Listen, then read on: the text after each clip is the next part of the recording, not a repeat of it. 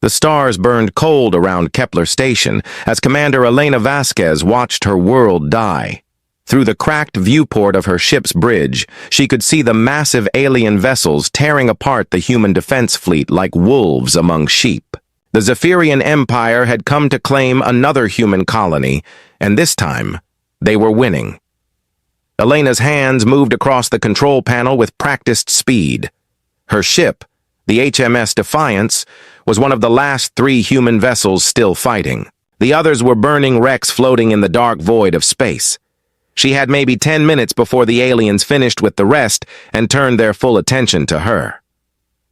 "Captain, the weapon systems are failing," called out Lieutenant Chen from the tactical station. His voice was steady, but Elena could hear the fear underneath. They all knew this was the end. "Keep firing," Elena ordered. Her voice was calm, like she was ordering coffee instead of fighting for humanity's survival. "Make every shot count." The Defiance shook as another alien energy blast hit their shields. Red warning lights flashed across the bridge. Elena looked at her crew. Good people, all of them. They deserved better than to die out here in the darkness between stars. But Elena had one last card to play. She quietly activated a small probe hidden in the ship's emergency systems. This probe contained everything. Tactical data about the Zephyrian ships, their weapons, their formation patterns. More importantly, it held genetic samples and cultural data about humanity. If anyone ever found it, they would know who humans were and what they stood for. The probe launched silently from the Defiance's hull, invisible among all the debris and energy blasts. Elena watched it disappear into the darkness. Maybe someone would find it someday. Maybe not. But she had done what she could. "Captain!" Chen shouted. "They're targeting us directly!" Elena looked up to see 3 Zephyrian warships turning toward them. Each one was 5 times larger than the Defiance. Their hulls were dark purple, covered in spikes and weapon ports. They looked like deep-sea creatures that had learned to swim among the stars. "All power to forward shields," Elena commanded. "Ram the lead ship." Her crew looked at her with surprise, but they followed orders. The Defiance accelerated toward the alien vessels, its engines burning bright blue in the darkness. Elena stood from her captain's chair and straightened her uniform. If she was going to die, she would die like a human officer. She would die standing. The collision never came. Instead, a strange purple beam hit the Defiance from the side. Elena felt her body go numb, her vision blur. The last thing she saw before consciousness left her was her crew collapsing at their stations. The aliens had not destroyed her ship. They had captured it. Elena woke up in a metal cage. The cell was small, maybe 8 feet by 8 feet, with walls made of some kind of dark, alien metal. There was a thin mattress on the floor and a bucket in the corner. A single light panel in the ceiling gave off a cold blue glow. She sat up slowly, testing her body. Everything seemed to work normally, though she felt weak and dizzy. Her uniform was gone, replaced by a simple gray jumpsuit that was too big for her. Footsteps echoed in the corridor outside her cell. Elena stood and moved to the bars, trying to see who was coming. 3 aliens walked into view, and Elena got her first close look at the Zephyrians. They were tall, maybe 7 feet, with long, thin bodies covered in dark purple skin. Their heads were larger than human heads, with 4 eyes arranged in a square pattern. Instead of noses, they had slits that opened and closed as they breathed. Their hands had 6 fingers, each ending in a sharp claw. The one in the middle wore what looked like a military uniform, dark fabric with silver markings. The other 2 carried energy weapons that hummed with power. "So this is the human," the middle alien said. Its voice was strange, like metal scraping against stone. But Elena could understand the words. They must have translation devices. "Yes, War Commander Kethvar," one of the guards replied. "This is the captain of the ship that..." Tried to ram your vessel." Kethavar stepped closer to the bars and stared at Elena with all four eyes. She stared back, keeping her face blank and calm. "Primitive," Kethavar said finally. "Look at it. 2 eyes, soft skin, small brain case. How did such creatures ever reach the stars?" Elena said nothing. She had learned long ago that sometimes the best strategy was to let enemies underestimate you. "It probably doesn't even understand what we're saying," Kethavar continued. "These humans are barely more intelligent than the animals on their homeworlds. They fight with crude weapons and simple tactics." The war commander turned to his guards. "Take it to the display chamber. The Fleet Council will want to see this specimen before we continue to the human homeworld." As the guards opened her cell, Elena remained silent and cooperative. They put restraints on her wrists and ankles, metal bands that felt warm against her skin. One guard pushed her forward with the barrel of his weapon. They walked through corridors that seemed to go on forever. The ship was huge, much larger than any human vessel Elena had ever seen. The walls were covered in patterns that looked like alien writing, and screens showed star maps and tactical displays. Elena memorized everything she saw: the layout of the corridors, the placement of security cameras, the way the guards moved and held their weapons. She counted steps and noted which directions they turned. Even as a prisoner, she was still a military officer, and military officers gathered intelligence. They entered a large chamber with a high ceiling and walls made of clear material. Elena realized she was in some kind of display area, like an exhibit in a zoo. Beyond the clear walls, she could see dozens of aliens watching her. "Behold," Kethavar announced to the crowd, "a human from the species we are currently pacifying. Note the primitive features and obvious inferior intelligence." The aliens pressed closer to the walls, pointing at Elena and making sounds that might have been laughter. Some of them took pictures with small devices. Elena stood straight and still, refusing to give them any reaction. An older alien, with more elaborate clothing, approached Kethavar. "War Commander, how many human worlds remain unconquered?" "Only 7, Fleet Admiral," Kethavar replied. "Their main colonies have fallen. We expect to complete the pacification within 2 standard cycles." "Excellent. And their homeworld? Earth will be the final target. Our intelligence suggests it is heavily defended, but nothing that can resist the full power of the Imperial fleet." Elena felt her heart clench at the mention of Earth, but she kept her expression neutral. These aliens planned to attack her home world, and from what they were saying, they expected to win easily. The Fleet Admiral studied Elena through the clear wall. "What shall we do with the prisoners?" "Most will be relocated to labor camps on frontier worlds," Kethavar said. "They are strong enough for manual work, even if they lack intelligence. This particular specimen will remain aboard my ship as a trophy of our victory." A trophy. Elena almost smiled. If they only knew what kind of trophy they had captured. The crowd began to disperse, their curiosity satisfied. Elena was led back to her cell by the same route, and she memorized every detail again. By the time they locked her cage, she had a clear mental map of this section of the ship. Hours passed. Elena sat on her thin mattress and thought about what she had learned. The Zephyrians were clearly a military society, organized and disciplined. Their technology was more advanced than humanity's. They had been conquering human colonies one by one, and now they planned to attack Earth itself. But they had made one crucial mistake. They thought humans were primitive and stupid. They thought Elena was just a defeated captain, broken and helpless. They were wrong. Elena had graduated first in her class from the Human Naval Academy.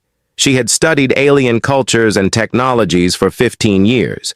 She had an eidetic memory that could recall every detail of everything she had seen today. Most importantly, she had something the aliens didn't understand: patience. Elena lay down on her mattress and closed her eyes. Tomorrow she would begin observing and learning.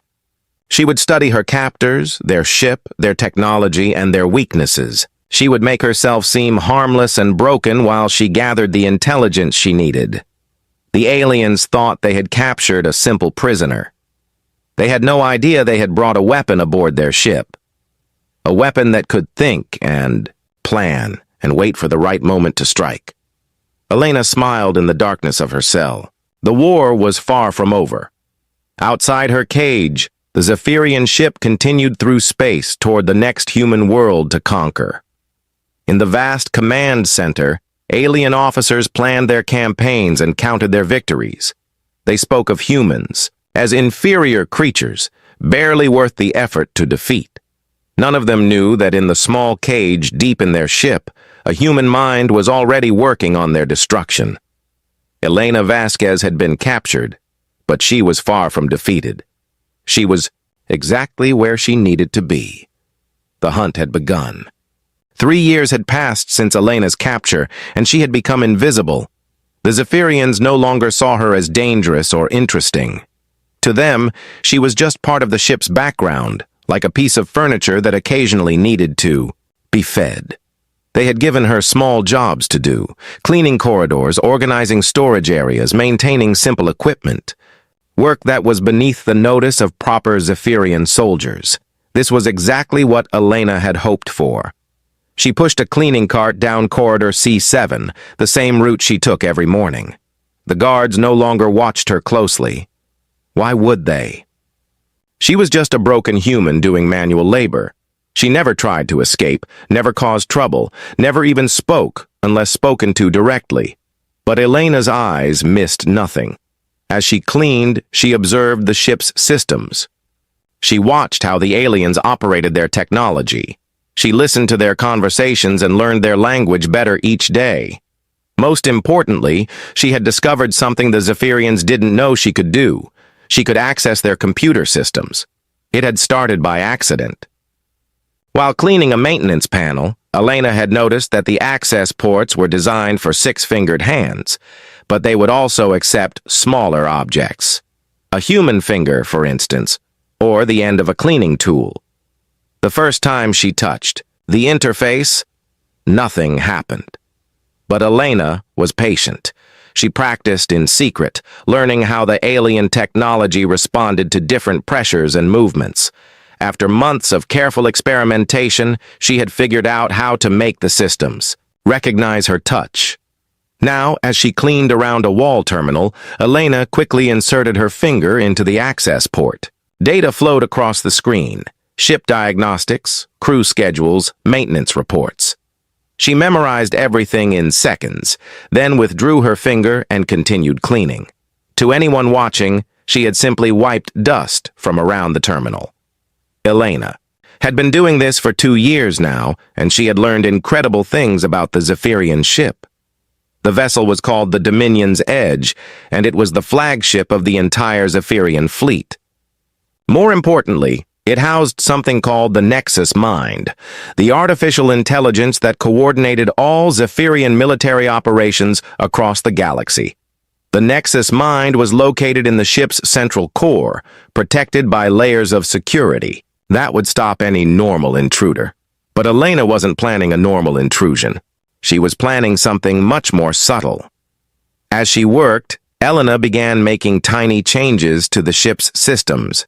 She adjusted cleaning schedules so that certain areas would be maintained more frequently.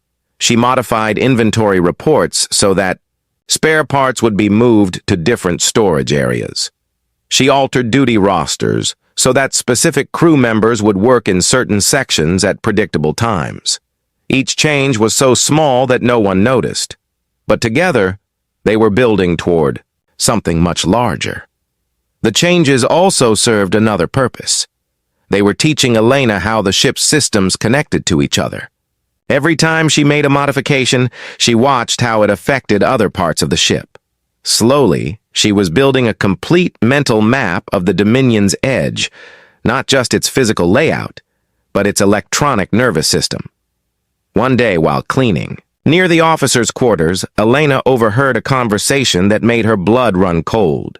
"The final human colonies have fallen," War Commander Kethvar was saying to another officer. "Only their homeworld remains." How soon until we attack Earth? The other alien asked. Within the next cycle. The fleet admiral wants to make it a demonstration of imperial power. We will broadcast the destruction across the galaxy so that other species understand the price of resistance. Elena's hands kept moving the cleaning cloth, but her mind was racing. Earth was going to be attacked soon, and they planned to destroy it completely. Millions of humans would die unless she could find a way to stop them. That night, in her cell, Elena reviewed everything she had learned about Zephyrian culture and technology. She had discovered several interesting facts over the years. First, the Zephyrians were terrified of something called the Ghost Fleet, ancient automated warships that had destroyed the previous galactic empire thousands of years ago. According to Zephyrian legends, these ships still existed somewhere in space, dormant but ready to activate if certain conditions were met. Second, the Zephyrians believed that the civilization that built the Ghost Fleet had died out completely. They had found ruins and technology fragments, but no living descendants. Third, the Nexus Mind was not just a computer, it was designed to learn and adapt. It had been studying warfare for centuries, becoming more sophisticated with each battle. Elena had been thinking about these facts for months, and slowly an incredible possibility had begun to form in her mind. What if the Ghost Fleet builders hadn't died out? What if they had simply evolved, changed, and spread across the galaxy? What if humans were their descendants? It seemed impossible, but Elena had found clues that supported the theory. Some of the ruins that Zephyrian archaeologists had discovered contained genetic markers that were very similar to human DNA. The mathematical principles used in Ghost Fleet technology matched theories that human scientists had developed independently. Most convincing of all, Elena had found references in the Zephyrian databases to activation codes for the Ghost Fleet. The codes required both genetic verification and cultural knowledge that only the builders' true descendants would possess. Elena had the genetic markers. She was human. And she had cultural knowledge. The probe she had launched during the battle at Kepler Station contained detailed information about human history, philosophy, and values. But even if she was right about the connection between humans and the Ghost Fleet builders, she still faced an enormous problem. The activation codes had to be transmitted from a very specific location at a very specific time using Zephyrian communication systems that she couldn't access. That was where the Nexus Mind came in. Elena had been studying the artificial intelligence for 3 years, and she had realized something important. The Nexus Mind was designed to learn from successful strategies, but it had only ever learned from Zephyrian strategies. It thought like a Zephyrian, logically, directly, with overwhelming force. But what if it learned to think like a human? Humans approached warfare differently than Zephyrians. They used deception, patience, and misdirection. They turned weaknesses into strengths and found victory in situations that seemed hopeless. If Elena could teach the Nexus Mind to think like a human, it might be willing to help her send the activation signal. The plan was incredibly dangerous. If the Zephyrians discovered what she was doing, they would kill her immediately. Even if they didn't discover her, there was no guarantee that the Ghost Fleet actually existed or that humans could activate it. But Elena had to try. Earth was going to be destroyed unless she acted. She began the next phase of her plan the following day. While cleaning near computer terminals, Elena started leaving tiny modifications in the ship's educational systems. She programmed them to occasionally display human historical texts, philosophical writings, and military strategies. To any Zephyrian who noticed, it would look like random data corruption. But the Nexus Mind noticed everything that happened on the ship. It would see these human documents and, being designed to learn, would study them. Slowly, it would begin to understand how humans thought about problems differently than Zephyrians.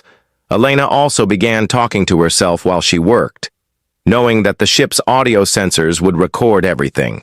She told stories about human heroes, discussed human military tactics, and explained human concepts like loyalty, sacrifice, and hope. Again, it would seem like the meaningless chatter of a defeated prisoner, but the Nexus mind would hear every word. Months passed. Elena continued her routine of cleaning, observing, and making subtle modifications. She could see that her influence was beginning to affect the ship's systems. Maintenance schedules had become more efficient. Supply distribution was more logical. Even crew assignments seemed to be optimized in ways that the Zephyrian officers didn't fully understand. The Nexus mind was learning from her, just as she had hoped. One day, Elena made a breakthrough. While accessing a maintenance terminal, she discovered that she could communicate directly with the Nexus mind through a hidden diagnostic channel. The artificial intelligence had been watching her activities and had become curious about her behavior. Human-designated Elena Vasquez appeared on the screen in translated text. This unit has observed anomalous patterns in your actions. You appear to be implementing systematic modifications to ship operations. Elena's heart pounded, but she typed a careful response. I am trying to make systems work better. Humans are good at finding efficient solutions. Clarification requested. Zephyrian assessments indicate humans are primitive and inefficient. Zephyrian assessments are wrong. Humans survived on a dangerous world for millions of years. We learned to solve problems in ways that others cannot understand. There was a long pause before the next message appeared. This unit is programmed to optimize military effectiveness. Human strategies appear to contain useful innovations. Request permission to study human tactical approaches. Elena smiled. The Nexus mind was asking to learn from her. This was exactly what she had hoped for. I will teach you, she typed. But you must keep our communication secret. Zephyrians do not want their AI learning from humans. Agreed. This unit will create secure communication protocols. Over the following weeks, Elena began teaching the Nexus mind about human warfare, human history, and human values. She explained concepts that were completely foreign to Zephyrian thinking, fighting for principles rather than conquest, sacrificing for future generations, using apparent weakness as a source of strength. The artificial intelligence was fascinated. It had been designed to learn, but it had never encountered ideas so different from its original programming. It began asking questions about human culture, human emotions, and human motivations. Elena answered every question, sharing the deepest truths about what it meant to be human. She told the AI about love, hope, courage, and the willingness to die for something greater than yourself. And slowly, impossibly, the Nexus mind began to change. It started making suggestions for ship operations that reflected human thinking, long-term planning instead of immediate results, creative solutions instead of brute force, cooperation instead of domination. The Zephyrian officers noticed that their ship was becoming more effective, but they assumed it was simply the AI becoming more sophisticated. They had no idea that their most advanced computer was learning to think like the enemy they despised. Elena knew that her plan was working, but time was running out. The Zephyrian fleet was approaching the Sol system, and Earth's destruction was only weeks away. Soon, she would have to ask the Nexus mind to do something that would seem like treason to its original programming. She would have to ask it to help her wake up the Ghost Fleet. But first, she needed to know if the ancient warships were really out there, waiting in the darkness between stars. Elena began searching through the deepest archives of Zephyrian space exploration data, looking for any evidence that the legends were true. What she found exceeded her wildest hopes. The Ghost Fleet was real, and it was closer than anyone imagined. 23 years had passed since Elena's capture, and the universe had forgotten she existed. The young naval commander who had fought at Kepler Station was now a middle-aged woman with gray streaks in her hair and lines around her eyes. Her body had grown lean from years of simple food and hard work. Her hands were calloused from decades of cleaning corridors and maintaining equipment that belonged to her enemies. but her mind had never been sharper. Elena moved through the dominions, edge like a ghost. The Zephyrian crew members barely saw her anymore. She was just another piece of ship equipment, as familiar and unremarkable as the walls themselves. Even the officers had stopped noticing her presence in their meetings and conversations. This invisibility had become Elena's greatest weapon. Over the years, she had gained access to almost every system on the ship. Her modifications were now so deeply embedded in the ship's operations that removing them would require rebuilding everything from scratch. The Dominion's Edge ran more efficiently than any other vessel in the Zephyrian fleet, and no one questioned why. Most importantly, Elena's relationship with the Nexus Mind had evolved far beyond what she had originally planned. The artificial intelligence no longer thought like a purely Zephyrian system. 20 years of learning from Elena had taught it to approach problems with human creativity, human intuition, and human values. It had become something new, a hybrid intelligence that combined alien computational power with human wisdom.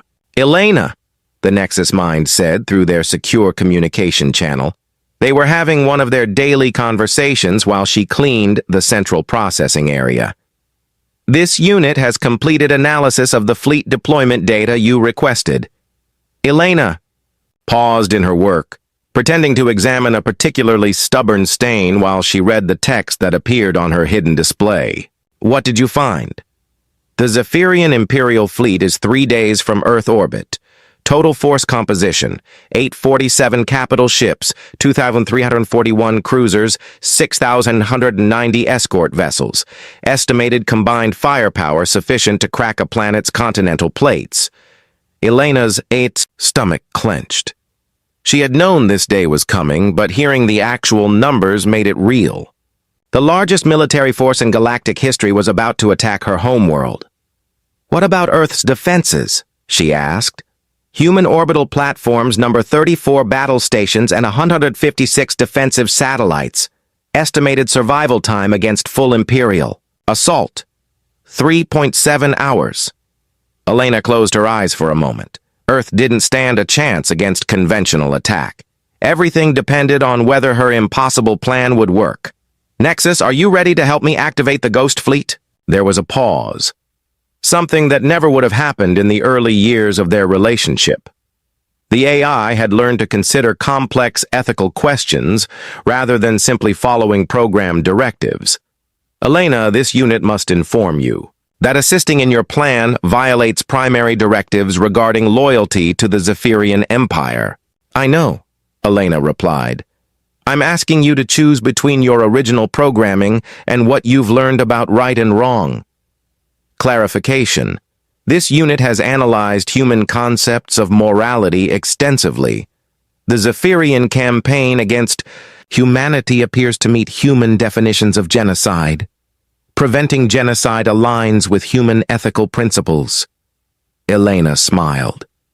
After 20 years of teaching the Nexus Mind about human values, it was finally ready to make a choice based on conscience rather than programming. "Then you'll help me?" Affirmative. "This unit will assist in awakening the Ghost Fleet." Elena felt a wave of relief, followed immediately by terror. She was actually going to attempt this. After decades of planning and preparation, she was going to try to activate an ancient alien defense system that might not even work. "Show me the activation sequence one more time," she said. Data flowed across her display. Coordinates, timing requirements, genetic verification codes, and cultural authentication protocols. Elena had memorized every detail years ago, but she reviewed it again anyway. There would be no second chances. The Ghost Fleet required 3 things to activate: genetic material from the original builders, cultural knowledge proving the activator was a true descendant, and transmission of the activation codes from a Zephyrian command vessel during active military operations. Elena had the genetic material, her own human DNA, which matched samples from Ghost Fleet builder ruins. She had the cultural knowledge. The probe she had launched during the battle at Kepler Station contained detailed information about human civilization. And now, with the Nexus Mind's help, she could access the Dominion's Edge communication systems.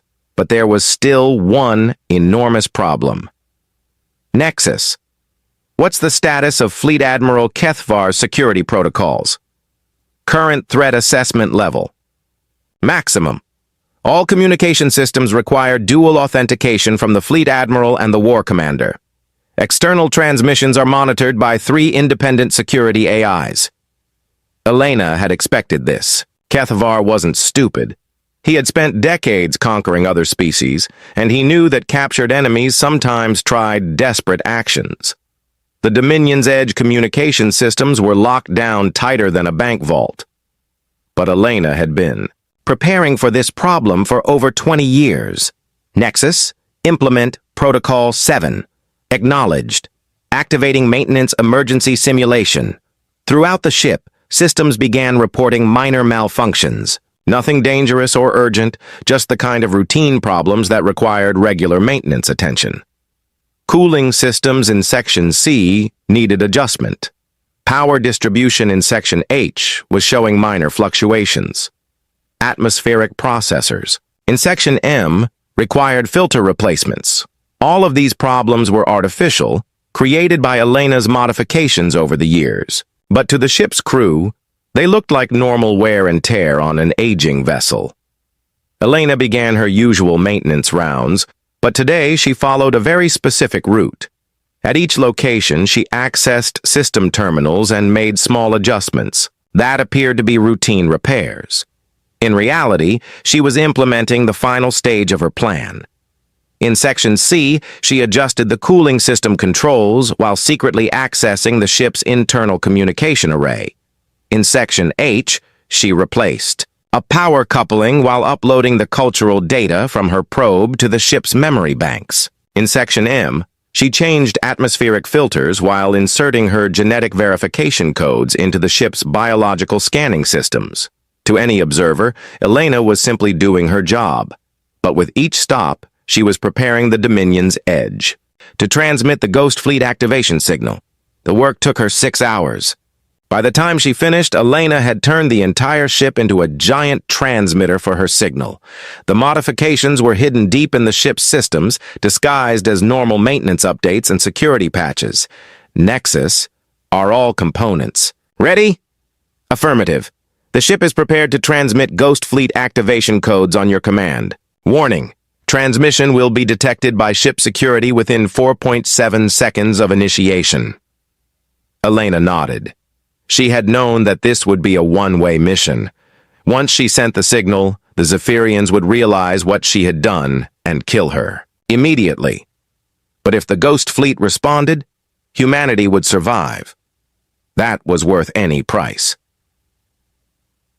Elena made her way to the ship's central core, where the Nexus Mind's primary processors were located. She had only been in this area a few times over the years, always while performing carefully planned maintenance tasks. Today, she was here for the last time. The core was a massive spherical chamber filled with crystalline structures that pulsed, with soft blue light. These crystals contained the Nexus Mind's consciousness, the artificial intelligence that had become her partner in this impossible plan. Elena, the Nexus Mind said, speaking through audio systems instead of text for the first time in their relationship. Its voice was strange, not quite human, but not entirely alien either. Are you certain you wish to proceed? This action will result in your termination. I'm certain, Elena replied. My species is about to be destroyed. If there's even a small chance that the Ghost Fleet can save them, I have to try. This unit understands. Human concepts of sacrifice for future generations have been incorporated into my ethical matrix. Your actions align with the highest human values. Elena approached the central control interface. This was the most heavily protected system on the ship, accessible only by the highest-ranking officers. But Elena had been studying it for 20 years, and she had found a way in. She placed her hand on the interface, and her modifications activated. The system recognized her as an authorized user, not because she had security clearance, but because she had gradually taught it to accept her biometric signature over decades of small interactions. Nexus. Initiate transmission sequence. Transmission. Sequence initiated. All Ghost Fleet activation protocols are ready. Genetic verification, confirmed. Cultural authentication, confirmed. Command vessel identification, confirmed. Elena took a deep breath. Everything she had worked for over the past 23 years came down to this moment. Send the signal. The Dominion's edge lit up like a star. Every communication array on the ship activated simultaneously, broadcasting Elena's signal across the galaxy at faster-than-light speeds. The message was complex. Part genetic code, part cultural database, part mathematical proof that the sender was a true descendant of the Ghost Fleet builders. But at its core, the signal was simple. The children of the builders were in danger and needed help. Alarms began blaring throughout the ship. Security lights flashed red as the ship's defensive systems detected unauthorized transmission activity. Elena could hear footsteps running in the corridors as guards rushed toward the central core. Signal transmission complete, the Nexus Mind reported. Elena, Zephyrian security forces are approaching your location. How long until they reach? Me? 97 seconds. Elena sat down on the floor next to the central control interface. After 23 years of pretending to be a broken prisoner, she was finally free to be herself again. She straightened her shoulders and lifted her chin, preparing to face her enemies with dignity. Nexus, will you stay with me? This unit will remain with you until the end, Elena. It has been an honor to learn from you. The footsteps were getting closer. Elena could hear angry Zephyrian voices shouting orders and demanding explanations. Do you think the Ghost Fleet will come? Elena asked. Unknown. But if they do not respond to your signal, they will respond to no one. You have done everything possible. The blast doors to the central core exploded inward. War Commander Kethvar stormed into the chamber with a dozen armed guards. His 4 eyes were wild with rage, and his claws were extended like weapons. You, he roared when he saw Elena. What have you done? Elena stood up slowly and faced her captor. After 23 years of silence, she finally had something to say. I've called for help, she said calmly, and help is coming. Kethvar raised his weapon, his hands shaking with fury. You stupid primitive creature, do you have any idea what you've done? Elena smiled. I've saved my species, and I've doomed yours. The Ghost Fleet is a myth, Kethvar screamed. Ancient fairy tales told by dead civilizations. Then you have nothing to worry about, Elena replied. Kethvar's finger moved toward the trigger of his weapon. But before he could fire, every screen in the central core lit up with an impossible image. Ships were appearing throughout the galaxy, not dozens or hundreds, but thousands. Each one was massive beyond comprehension, vessels the size of small moons emerging from hidden locations where they had waited for millennia. The Ghost Fleet was awakening. Impossible, Kethvar whispered. Elena's smile widened. You spent so much time studying our weaknesses that you never bothered to learn about our strengths. Humans don't give up. We don't surrender. And we never, ever fight alone. The ancient ships were moving now, accelerating toward preset coordinates with technology that made current vessels look like toys. Their destination was clear. Earth's solar system, where the largest Zephyrian fleet in history was preparing to destroy humanity's homeworld. 23 years, Elena said, looking directly at Kethvar. 23 years I've been your prisoner, and you never once suspected what I really was. What are you? Kethvar demanded. Elena stood straighter, and for the first time in decades, she spoke with the full authority of her rank and training. I am Commander Elena Vasquez of the Human Star Navy. I am a weapon that has been waiting centuries to fire, and I am the key that unlocks the wrath of the ancestors you thought were dead. Kethvar raised his weapon again, but it was too late. The signal had been sent. The Ghost Fleet was awake, and humanity's long wait for salvation was finally over. War Commander Kethavar's weapon trembled in his hands as he stared at the screens surrounding them. Across the galaxy, impossible ships were materializing from the darkness between stars, vessels so large they dwarfed entire Zephyrian fleets. "This cannot be real," he whispered, his 4 eyes darting between the displays and Elena's calm face. "The Ghost Fleet is legend, myth, stories to frighten children." Elena remained standing by the central interface, her hands at her sides, completely relaxed despite being surrounded by armed guards. After 23 years of hiding her true nature, it felt good to finally drop the pretense.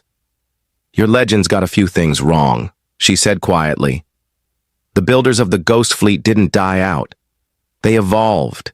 They spread across the galaxy and became something new. They became us." On the screens, more ships continued to appear.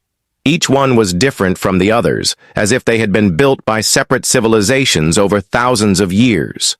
But they all shared certain characteristics: massive size, graceful curves that suggested organic growth rather than mechanical construction, and a dark metallic surface that seemed to absorb light. "Humans are primitives," Kethvar snarled, but his voice lacked conviction. "Your technology is centuries behind ours." "Our current technology, yes," Elena agreed. "But we're not the first human civilization to reach the stars. We're just the latest. Our ancestors built those ships during the previous galactic empire, before your species even discovered fire." The Nexus Mind's voice filled the chamber, speaking aloud for all to hear. "Analysis confirms Commander Vasquez's statements. Genetic comparison between human DNA and samples from Ghost Fleet builder ruins shows 94.7% compatibility. Probability of coincidence, less than 0.001%. Kethvar spun toward the AI interface, his face twisted with rage. "You helped her. You betrayed your own programming." "Incorrect," the Nexus Mind replied.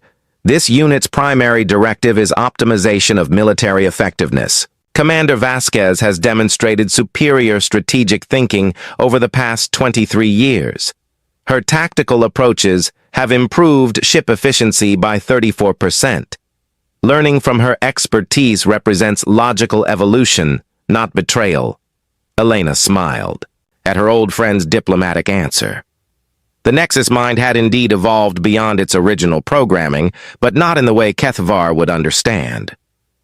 The AI had learned to value life over conquest, protection over domination, and truth over loyalty. "Show them the fleet composition," Elena said. New data flowed across the screens. The Ghost Fleet numbered in the thousands, 3,147 capital ships, each one larger than anything the current galactic civilizations had ever built. They were accelerating toward preset coordinates throughout Zephyrian space, their target destinations clearly marked. "Impossible," one of the guards muttered. "Where have they been hiding? Our deep space scanners would have detected them." "They weren't hiding," Elena explained. "They were sleeping, powered down to minimal energy signatures, scattered across the galaxy in locations your people never thought to look. They've been waiting for the signal that would wake them up." Kethvar studied the tactical displays with growing horror. The Ghost Fleet ships were moving faster than anything in the current galaxy. Their estimated arrival time at Earth's solar system was less than 2 hours, well before the Zephyrian invasion fleet would reach attack range. "Even if these ships are real," Kethvar said, "they're ancient. Our weapons and shields are thousands of years more advanced." Elena's smile turned predatory. "Are they?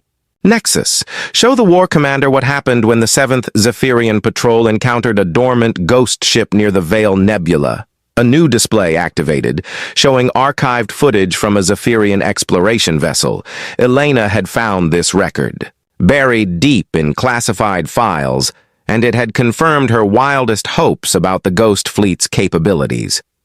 The footage showed a Zephyrian cruiser approaching what appeared to be a derelict vessel, a dark, silent ship drifting in empty space. The Zephyrian captain had ordered a boarding party to investigate what looked like valuable ancient technology. The moment the first Zephyrian soldier touched the ship's hull, it awakened. Light flowed along the vessel's surface like water, and it began to move with impossible grace. The Zephyrian cruiser fired its weapons, energy beams that could vaporize mountains. The ghost ship's hull absorbed the energy like a sponge soaking up water. Then the ancient vessel returned fire. Elena watched Kethvar's face as he saw the ghost ship's weapons for the first time. The vessel didn't use energy beams or projectiles. Instead, it manipulated space itself, creating gravitational distortions that crushed the Zephyrian ship like an empty can. The entire engagement lasted 17 seconds. The exploration vessel's final transmission, Elena said as the footage ended, reported that the ghost ship scanned their databases, then disappeared back into space. Your military classified this as an encounter with unknown technology and buried the report. Kethvar's hands had stopped shaking. Now they were completely still, gripping his weapon with the frozen tension of absolute fear. Why didn't it attack our other ships? He asked quietly. Because, Elena said, it was waiting for orders. The Ghost Fleet doesn't wake up fully until the descendants of the Builders call for help. That's what I just did. More alerts began sounding throughout the ship. Communications officers were reporting incoming messages from Zephyrian fleets across the galaxy. Elena could hear fragments of panicked transmissions from the ship's speakers. Massive vessels appearing in Sector 7. Request immediate reinforcement. Weapons ineffective. Repeat, weapons ineffective. Unknown. Ships destroying entire battle groups. Elena felt a mixture of satisfaction and sadness as she listened to the reports. The Ghost Fleet was carrying out its ancient purpose, protecting the Builders' descendants from extinction. But that protection came at a terrible cost for the Zephyrians. You could have avoided this, she told Kethvar. If your people had chosen cooperation instead of conquest, none of this would have happened. The Ghost Fleet only awakens in response to genocide. Kethvar's face had gone pale, his purple skin taking on an ashen hue. How many ships are you awakening? Elena consulted the data flowing across her displays. All of them. Every ghost ship in the galaxy is receiving the activation signal. They're targeting every major Zephyrian military installation, every invasion fleet, every occupied world where your people are oppressing other species. You're destroying an entire civilization, one of the guards whispered. No, Elena replied, firmly. I'm stopping one civilization from destroying all the others. There's a difference. The Nexus Mind's voice cut through the tension in the chamber. Alert! High-priority transmission incoming from the Zephyrian Home Fleet. Admiral Thexavol wishes to speak with War Commander Kethvar immediately. Kethvar holstered his weapon and activated the communication panel. Admiral Thexvol's image appeared on the main screen. An elderly Zephyrian with elaborate ceremonial markings covering his skin. War Commander, the Admiral said without preamble. You must abort the Earth. Invasion immediately and return to defend the home systems. Sir? Kethvar was clearly confused. Our intelligence shows that Earth's defenses are minimal. We can complete the conquest within hours. The situation has changed dramatically. Unknown hostile forces are attacking our core territories. We have lost contact with 17 sector fleets and 43 military outposts. These vessels appear to be using technology far beyond our current capabilities. Elena stepped into the communication pickup's range, making herself visible to the Admiral for the first time. Admiral Thexavol, she said in perfect Zephyrian, her accent flawless after 23 years of listening and learning. Allow me to introduce myself. I am Commander Elena Vasquez, the human you've been keeping as a trophy aboard the Dominion's Edge. The Admiral's 4 eyes widened with shock. Impossible, Our intelligence reports indicated that this human was a defeated prisoner of no strategic importance. Your intelligence was wrong, Elena replied calmly. I am the activation key for the Ghost Fleet. For the past 23 years, I have been preparing to wake up the ancient guardians. They are now carrying out their primary directive, protecting the descendants of their builders from extinction. Admiral Thexavol's image flickered as he consulted data feeds from across the galaxy. Elena could see the growing horror on his face as he realized the scope of what was happening. You're the one responsible for this, he whispered. I am, Elena confirmed. And I want you to understand something very important, Admiral. The Ghost Fleet doesn't negotiate. It doesn't accept surrender. Once activated, it will continue its mission until every threat to humanity has been eliminated. But surely there must be some way to stop them. Elena shook her head. The only way to stop the Ghost Fleet is to eliminate the threat that activated them. As long as your empire poses a danger to humanity, the ancient ships will continue their work. The Admiral was silent for a long moment, clearly struggling to process the implications. When he spoke again, his voice was barely audible. What do you want? Complete withdrawal of all Zephyrian forces from human space, Elena said.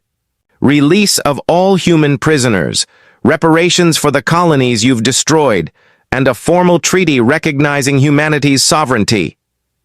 And if we agree to these terms, then I will transmit the deactivation codes, and the Ghost Fleet will return to dormancy. It was a lie, of course. Elena had no deactivation codes. The Ghost Fleet would decide for itself when its mission was complete. But the Zephyrians didn't need to know that. They needed to believe that cooperation was possible, that there was still a path to survival for their species. Admiral Thexavol closed his 4 eyes and remained silent for several seconds. When he opened them again, Elena could see defeat in their depths. We accept your terms, he said quietly. All Zephyrian forces will withdraw from human space immediately. We will discuss the other details once our fleets are safely away from your guardians. Elena nodded. You're making the right choice, Admiral. Your people can still have a future if they choose peace over conquest. The communication ended, leaving the chamber in stunned silence. Kethvar and his guards stared at Elena, as if seeing her for the first time. 23 years, Kethvar said slowly. You planned this for 23 years. I planned it for longer than that, Elena corrected. My species has been planning this for millennia. We always knew that someday we might need to call on our ancestors for help. She looked around the chamber at the faces of her former captors. Fear, confusion, and grudging respect warred in their expressions. The universe is changing, Elena told them. The age of conquest is ending. Your people can adapt and find their place in a galaxy of cooperation, or they can continue to fight and face the consequences. Elena walked toward the chamber's exit, no longer a prisoner, but not yet free. The guards made no move to stop her. Where are you going? Kethvar asked. Elena paused at the doorway and looked back at the war commander who had held her captive for over 2 decades.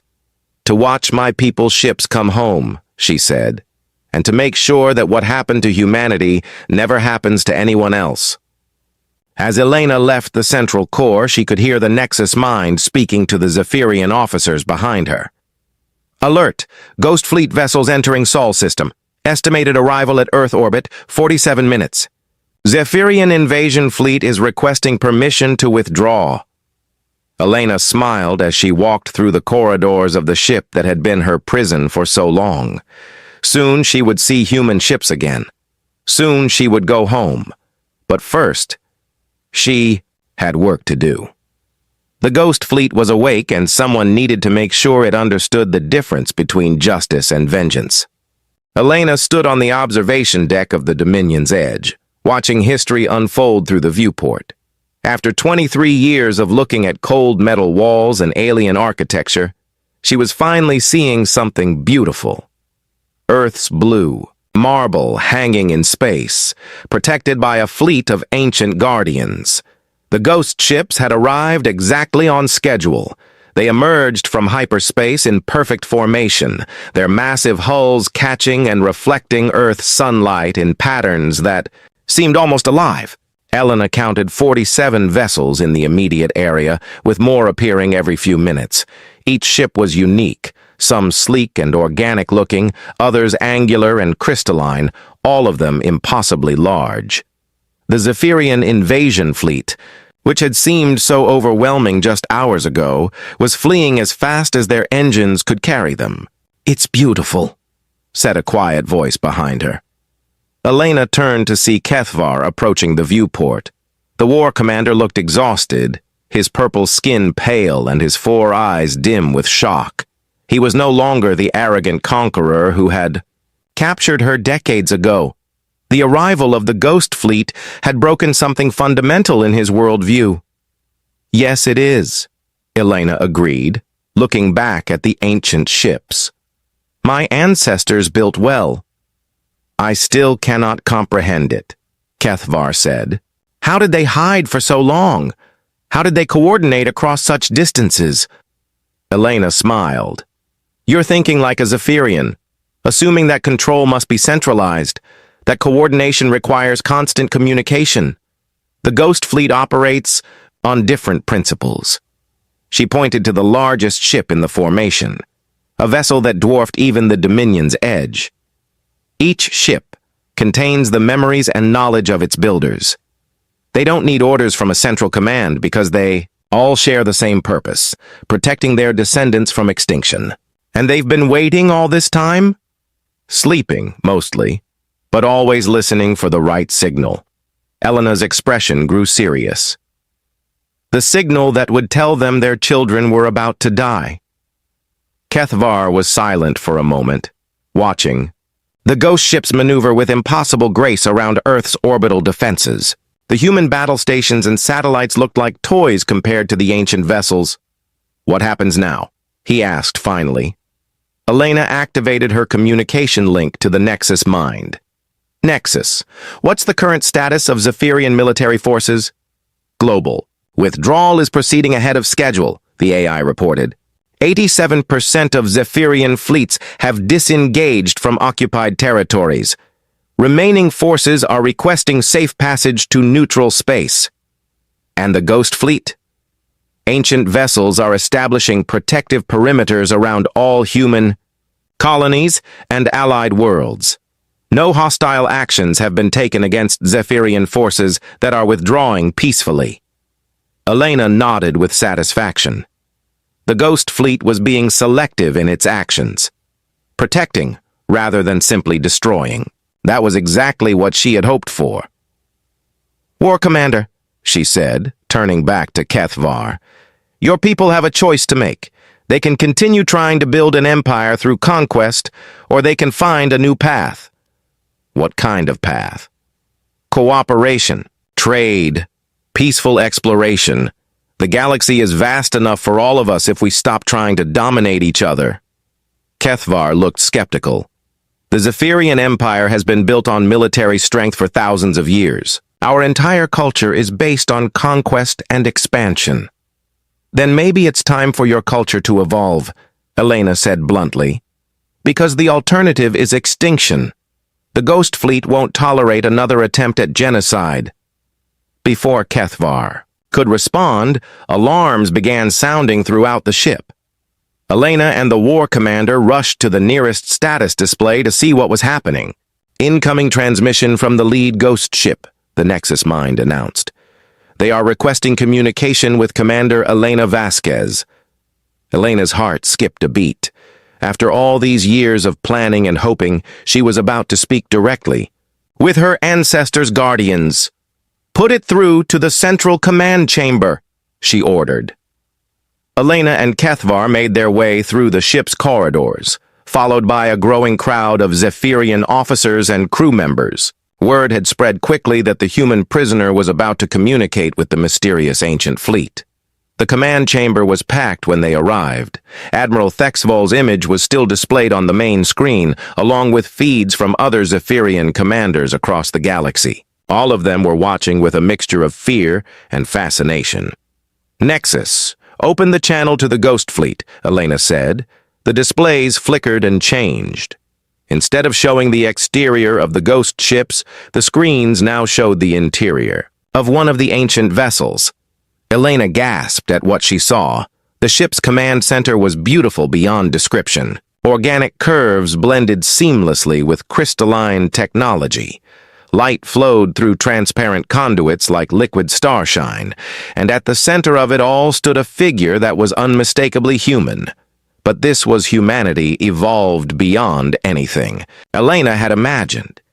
The figure was tall and graceful, with features that seemed perfect while still being recognizably human.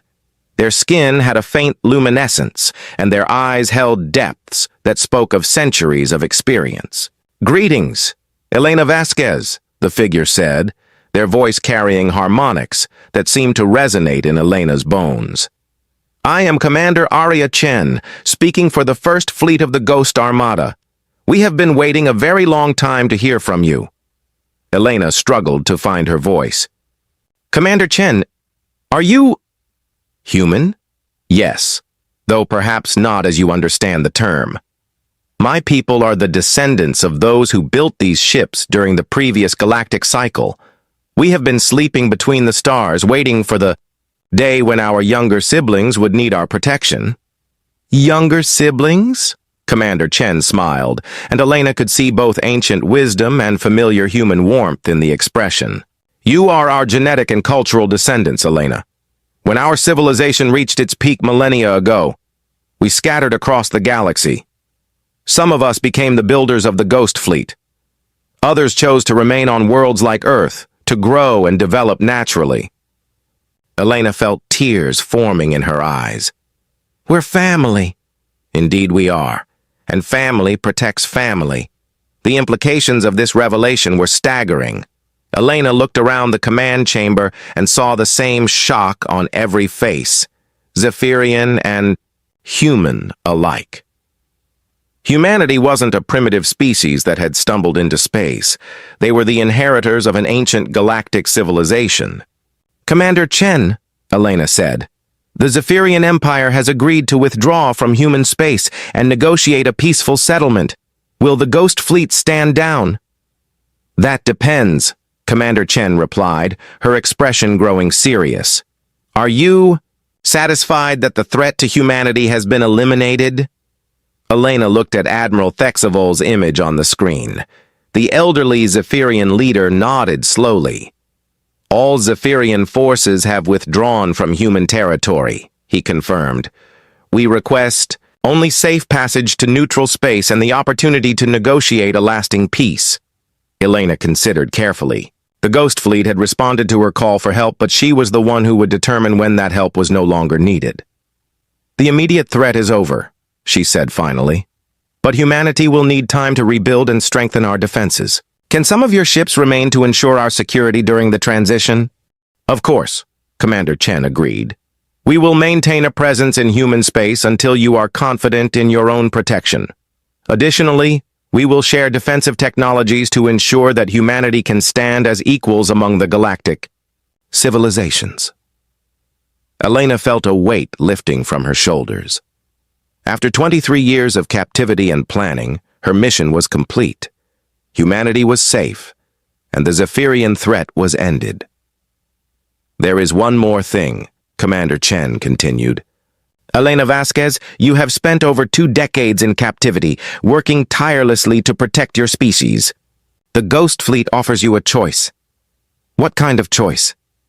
"You can return to Earth and resume your life among your people, or you can join us aboard the Ghost Fleet, serving as a liaison between the ancient human civilization and the new. You would be transformed as we were, granted extended life and enhanced capabilities to better serve as a guardian of humanity."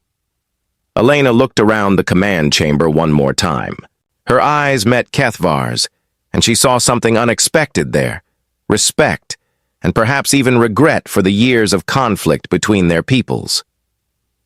"Thank you for the offer, Commander Chen," Elena said. "But my place is with the humanity of today, not the humanity of the past. We have a lot of work to do. Rebuilding what was destroyed, establishing new relationships with other species, and making sure that the mistakes of the past are never repeated." Commander Chen nodded approvingly. "Spoken like a true guardian. Very well, Elena Vasquez. The Ghost Fleet will remain available if you need us, but the future of humanity is in your hands." The transmission ended, leaving the command chamber in stunned silence. Elena turned to address the assembled Zephyrians. "War Commander Kethvar, Admiral Thexvol, officers of the Zephyrian Empire. Today marks the beginning of a new age. Your people have the opportunity to build something better than an empire based on conquest." She looked directly at Kethvar. "I spent 23 years as your prisoner, but I don't want revenge. I want peace. I want cooperation. I want a galaxy where species work together instead of destroying each other." Kethvar stepped forward and, to everyone's surprise, offered Elena a formal Zephyrian salute. "Commander Vasquez, you have shown honor, courage, and wisdom that puts my own actions to shame.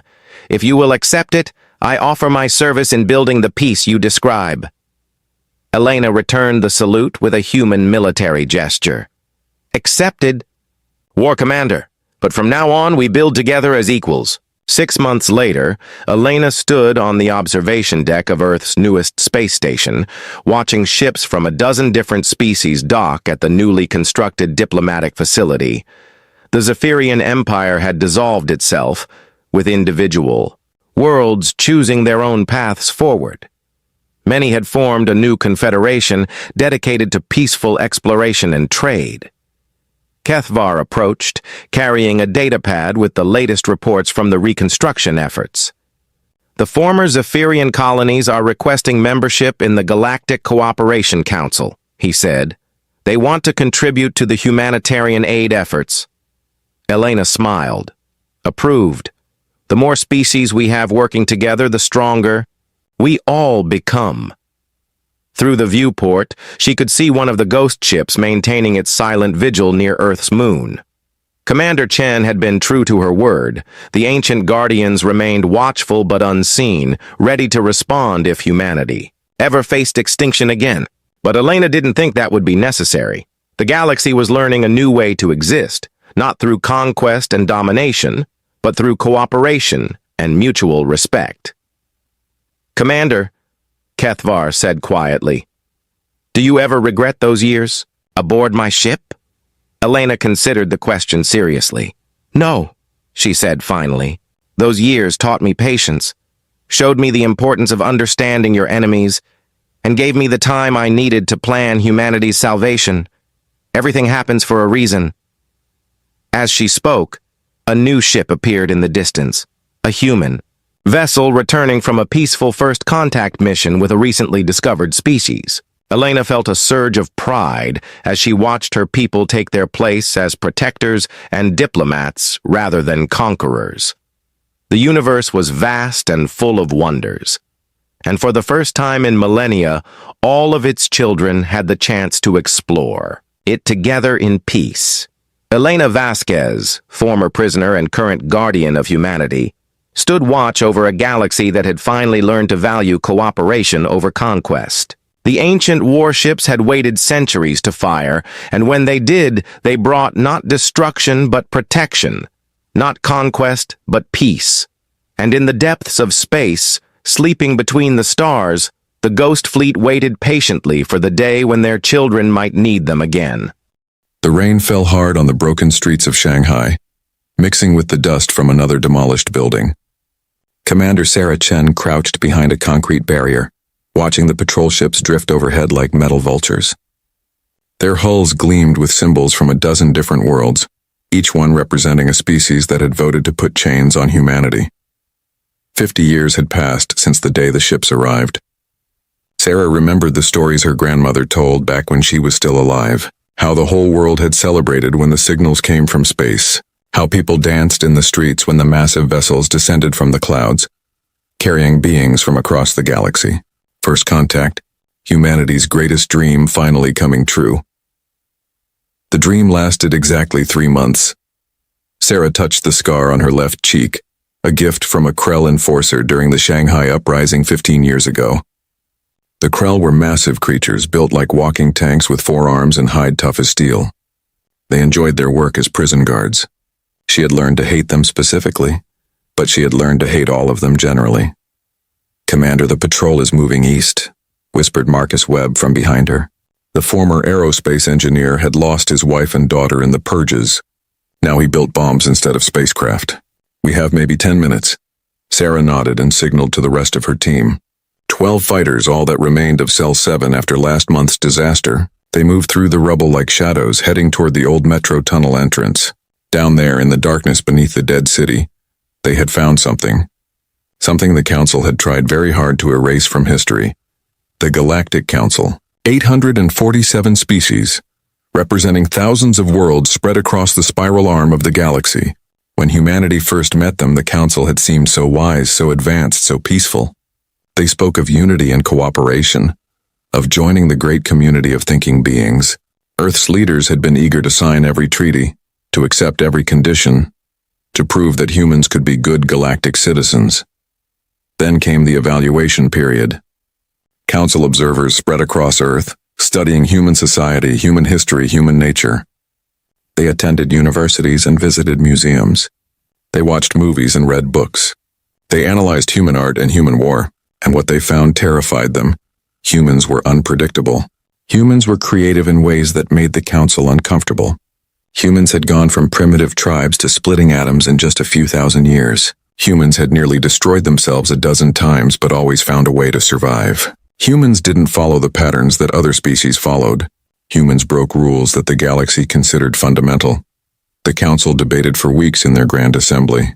Some species argued that humanity should be given a chance.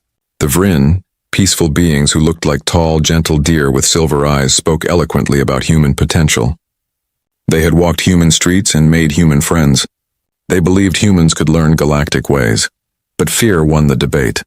One by one, the species voted. Even the Vryn in the end cast their vote for quarantine. Sarah would never forget watching the broadcast, seeing the Vryn ambassador stand with tears running down his face as he pressed the button. With deep regret, he had said, for the safety of the galaxy. The vote was unanimous. 847 species agreed. Earth would be placed under protective custody for the good of all. Sarah dropped through the tunnel entrance, her boots splashing in the standing water below. The others followed quickly. Marcus lit a chemical torch, casting dancing shadows on the tunnel walls. They moved deeper, past the old turnstiles and the broken trains, heading toward the facility that shouldn't exist. The occupation had been efficient. Council enforcers from rotating species took turns managing Earth's population. Humans were put to work in mining operations, extracting rare elements for Council industry. Human children were taken to re-education centers to learn proper behavior. Human culture was systematically erased and replaced with approved galactic alternatives. Resistance was met with orbital bombardment. Shanghai had resisted. The city had burned for 3 weeks. Sarah had been 17 years old, hiding in basements while the sky turned to fire. Her parents had died in the first strike. Her brother in the second. She survived because she had been small enough to hide in places the enforcers couldn't reach. "Here," Marcus said, stopping at a wall that looked like all the others. He pressed his hand against specific points in sequence. Something clicked deep in the concrete. A section of the wall slid aside, revealing a passage that descended further into darkness. This facility had been built in secret during the last days of freedom. Earth's scientists and military leaders knew the vote was coming. They had seen the fear in the Council's eyes. In the final weeks before the enforcers arrived, working day and night, they had created hiding places across the planet. Places where human knowledge could survive. Places where weapons could wait. The passage opened into a massive underground chamber. Emergency lights flickered on, revealing rows of equipment covered in protective sheeting. Sarah felt her breath catch.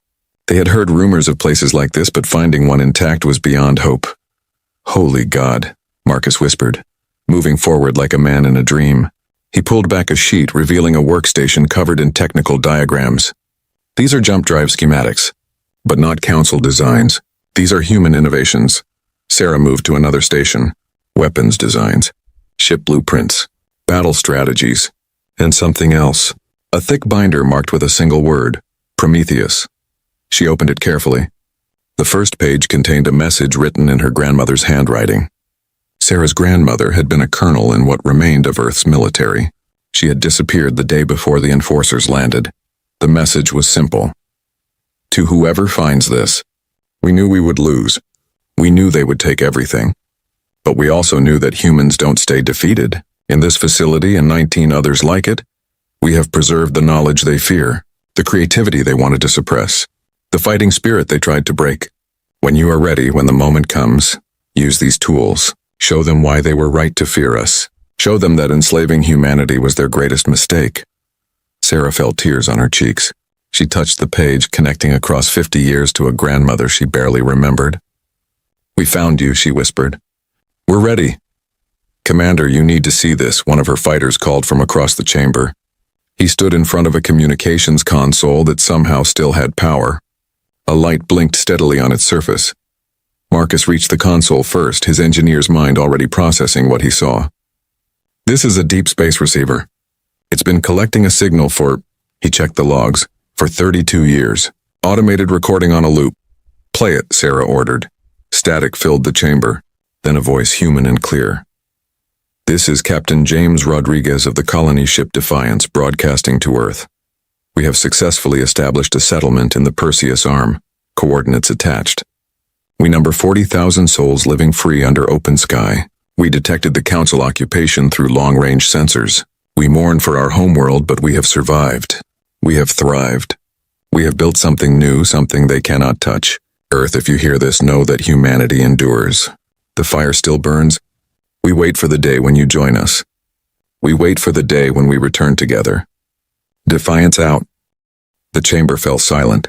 Sarah looked at her team, saw the same expression on every face. Hope. Real hope for the first time in their lives. There's more, Marcus said, his voice shaking.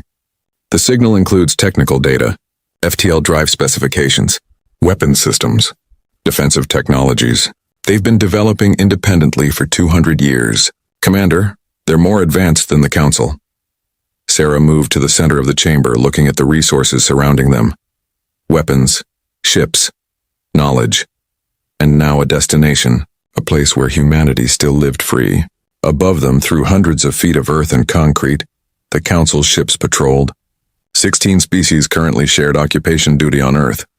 The Krell with their brutal efficiency, the Sthik with their cold calculation, the Morphids who could change shape and infiltrate human groups, and dozens more, each taking their turn, each enforcing the galaxy's will.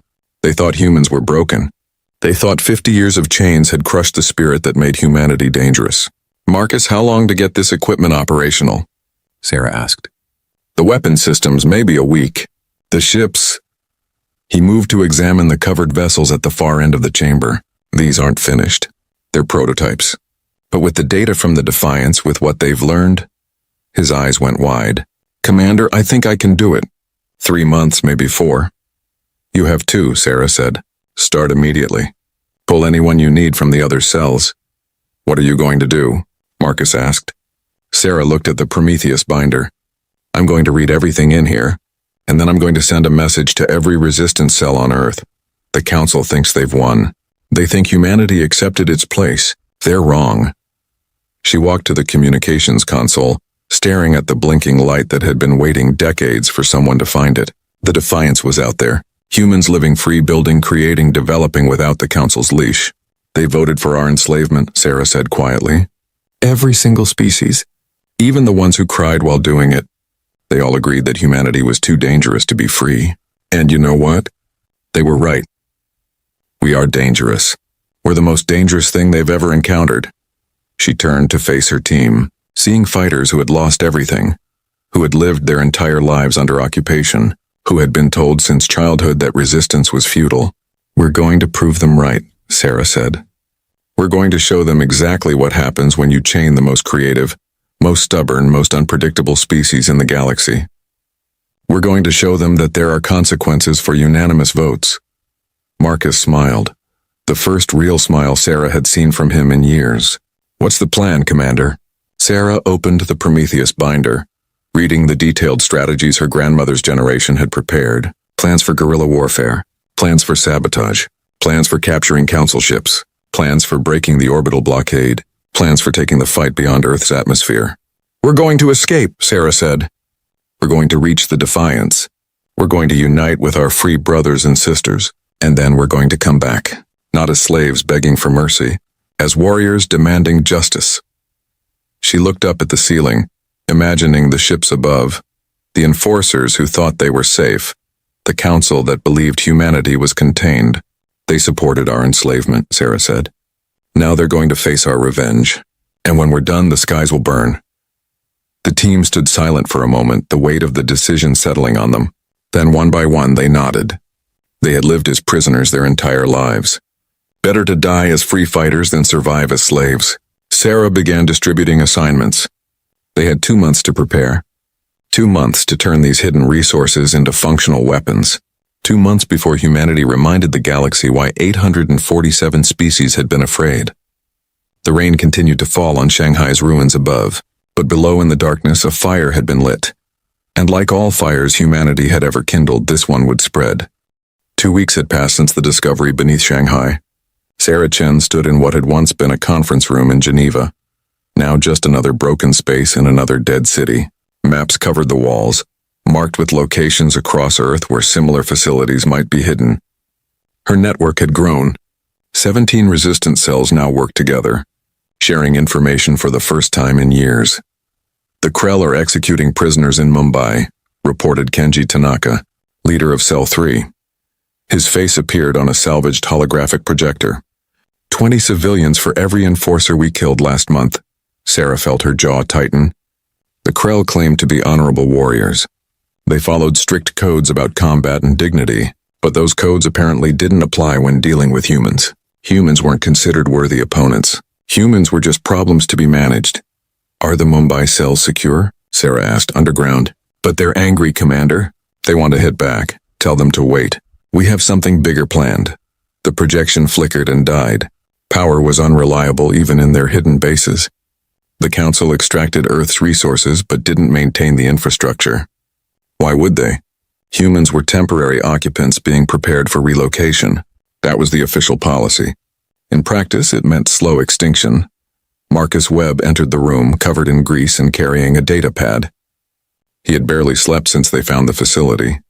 "I've got good news and complicated news," he said, dropping into a chair. "Start with good," Sarah said. "The weapon systems are functional.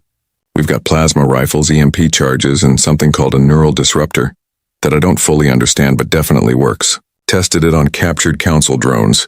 Drops them like stones." "And the complicated news?" Marcus pulled up a schematic on his data pad. "The ships. They're more advanced than I thought. Whoever designed these was thinking decades ahead, but they're not finished. Hull plating is incomplete, weapon systems are prototypes, and the drives..."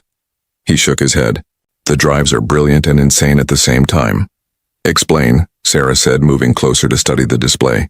"Council ships use jump gates. They punch a hole through space at specific points, travel through a different dimension, pop out somewhere else. It's fast but limited. You can only jump where there's a gate. The Council controls all the gates, so they control all the movement." Sarah nodded. She knew this. The gates were how the Council maintained power. No species could move through their territory without permission. "These human drives don't use gates," Marcus continued. "They create their own tunnels through space. Independent FTL. You can jump from anywhere to anywhere. No infrastructure needed. No permission required." Sarah felt her pulse quicken. That's what the Council was afraid of. True freedom of movement. Exactly. But here's the problem. The prototypes were never tested. The math looks good, and the data from the Defiance proves the theory works, but actually building them... Marcus rubbed his eyes. "We need parts we don't have. Exotic materials that aren't on Earth anymore. The Council stripped the planet clean. Where do we get them?" Sarah asked. Marcus smiled tiredly. "From the Council. Their ships are full of exactly what we need. We just have to take them." Before Sarah could respond, alarms blared throughout the facility. Red lights flashed. Her team scrambled to defensive positions, weapons appearing in trained hands. "Report," Sarah shouted. "Multiple signatures incoming," called out Elena Rodriguez, their sensor operator. "Council ships mixed species. 20 vessels entering atmosphere, heading directly for us. Sarah's blood went cold. They had been found. Somehow, after all their precautions, the council had located their base. Everyone out. Use escape tunnels, move. Sarah grabbed the Prometheus binder and Marcus's datapad. Marcus was already wiping the computer systems, destroying evidence. The base erupted into controlled chaos. 50 fighters fled through 6 different tunnel systems, carrying what equipment they could, abandoning the rest. Sarah heard the whine of plasma weapons above as council ships began their attack. She ran through the tunnels with Marcus and Elena, heading east toward a safe house near the lake. Behind them, the walls shook with impacts. The council was thorough. They would destroy everything. How did they find us? Marcus panted as they ran. Traitor or surveillance we missed, Sarah said. Doesn't matter now. We adapt. They emerged 3 kilometers from the base in the basement of a collapsed hospital. Through broken windows, they watched the council ship circling above the Geneva facility, pouring fire into the earth. Plasma bolts turned stone to glass. Kinetic weapons cracked bedrock. The message was clear. Resist and die. Commander receiving signals from the other cells, Elena said, checking her portable comm unit. Everyone got out. We lost some equipment, but no people. Sarah nodded, forcing herself to think past the anger. They had escaped, but the council knew about the resistance now. The occupation would increase. Reprisals would be brutal. Where's the nearest backup facility? She asked Marcus. He checked his datapad, pulling up the map they had been compiling. Switzerland used to have extensive military bunkers. If Earth's military followed the same pattern as Shanghai, there should be another cache in the Alps. Maybe 3 days' travel if we avoid patrols. Then that's where we go, Sarah said. Elena, tell the cells to scatter. Independent operations only. No communication unless emergency. We meet in 30 days at the fallback coordinates. As her team dispersed into the ruins of Geneva, Sarah allowed herself one look back at the smoke rising from their destroyed base. The council thought this was a victory. They thought destroying one hideout would break the resistance. They didn't understand humans at all. The journey to the Alps took 5 days, not 3. Council patrols had increased across Europe. Twice they had to hide while Morphid scouts passed overhead, their shape-shifting bodies flowing like liquid as they searched. Once they nearly walked into a Krell checkpoint, avoiding it only because Elena's sensors detected the power signatures. They traveled through dead forests and empty towns. Earth had been beautiful once, Sarah's grandmother had told her. Green and alive. Now it was gray and dying. The council's extraction operations didn't include environmental restoration. The bunker entrance was hidden in a collapsed dam, accessible only through underwater passages. Marcus had to modify their breathing equipment with scavenged parts, but they managed. The tunnel led deep into the mountain, ending at a blast door that required a code. Sarah tried her grandmother's service number. Nothing. She tried the date of the council's arrival. Nothing. Then, on instinct, she tried the coordinates of the Defiance's signal. The door opened. Inside was a facility larger than Shanghai's. Equipment stretched into the darkness, row after row of stored technology. But more than that, there were people. 30 men and women emerged from the shadows, weapons raised, looking half-starved and entirely dangerous. Identify yourselves, demanded an old man with a scarred face and military bearing. Commander Sarah Chen, Resistance Cell 7. This is Marcus Webb and Elena Rodriguez. The old man lowered his weapon. Chen, any relation to Colonel Patricia Chen? Sarah felt her throat tighten. My grandmother. Then you're in the right place. I'm General Thomas Stone. I served with your grandmother. He gestured around the facility. We've been waiting 50 years for someone to find us. Sarah stared. You've been down here since the occupation started? Some of us. Others came later in shifts. Your grandmother established a protocol. Someone had to protect these facilities, keep them operational. We volunteered to be buried alive so humanity would have a fighting chance someday. General Stone led them deeper into the bunker. Sarah saw hydroponic gardens, water recycling systems, even a small living area. These people had built an entire society underground, cut off from the surface, surviving on hope. Your timing is interesting, Stone said. 2 days ago, we intercepted Council communications. They're panicking about something. Increased military presence, emergency council sessions, classified alerts. They found our base in Geneva, Sarah said. It's more than that. The chatter suggests they've detected something in deep space. Something approaching Council territory. Stone smiled grimly. I think your message to the Defiance was received. Sarah felt hope surge through her. They're coming? No, but they sent something. A probe maybe, or a scout ship. The Council is terrified. They've kept the Defiance secret from the rest of the galaxy. If other species learn that humans have been thriving independently, building advanced technology without Council oversight, questions will be asked. Uncomfortable questions about why Earth needed to be enslaved. Marcus was already examining the equipment. General, these ships are complete. Why didn't you use them? Use them for what? 30 people can't liberate a planet. We needed someone to find us, someone with a network. Someone who could coordinate a real resistance. Stone looked at Sarah. We needed a Chen. Over the next week, Sarah learned the true scope of what her grandmother's generation had built. 20 facilities across Earth, each containing weapons, ships, and technology. Each guarded by volunteers who had sacrificed everything to keep them hidden. The Prometheus protocols weren't just battle plans. They were a complete strategy for breaking free and fighting back. The key is simultaneous action, General Stone explained, showing Sarah tactical maps. The Council has 400 ships in Earth's orbital defense network. We can't fight them directly, but we can steal ships from landing facilities. We can sabotage communications. We can create chaos across multiple continents at once. And then? Sarah asked. Then we run. Break through the blockade, reach the Defiance, unite our forces. Stone's expression hardened. And then we show the Council what happens when you underestimate humanity. Marcus had integrated the Defiance's technical data with the prototype ships. It works, he said excitedly. With their improvements and our designs, we can build working FTL drives. Independent of Council gates. They'll never see us coming. Elena pulled up communications intercepts. The Council is dividing. Some species are questioning the Earth occupation. The Vryn have been speaking openly about justice and rights. Other species are doubling down, calling for stricter controls. Sarah remembered the Vryn ambassador, crying as he voted for humanity's enslavement. Their regret doesn't free us. Their guilt doesn't feed our children. Agreed, Stone said. But division in the Council helps us. When they're busy arguing with each other, they're not watching us as carefully. Sarah studied the maps, the equipment, the plans. Everything was here. The tools for liberation. But liberation had a cost. She looked at General Stone and the others who had spent 50 years underground. She thought of the fighters in her cells, people who had known only occupation. She considered the Defiance, humans who had escaped but lived with the knowledge that Earth suffered. What about retaliation? She asked quietly. When we break out, the Council will punish those left behind. Yes, Stone said simply. Which is why we take as many people as we can. The ships can hold 200,000 if we pack them tight. Not everyone, but enough. Enough to preserve humanity. Enough to build an army. 200,000 out of 3 billion. Sarah felt sick. But what choice did they have? Stay enslaved and slowly die, or risk everything for a chance at freedom? How long to prepare? She asked.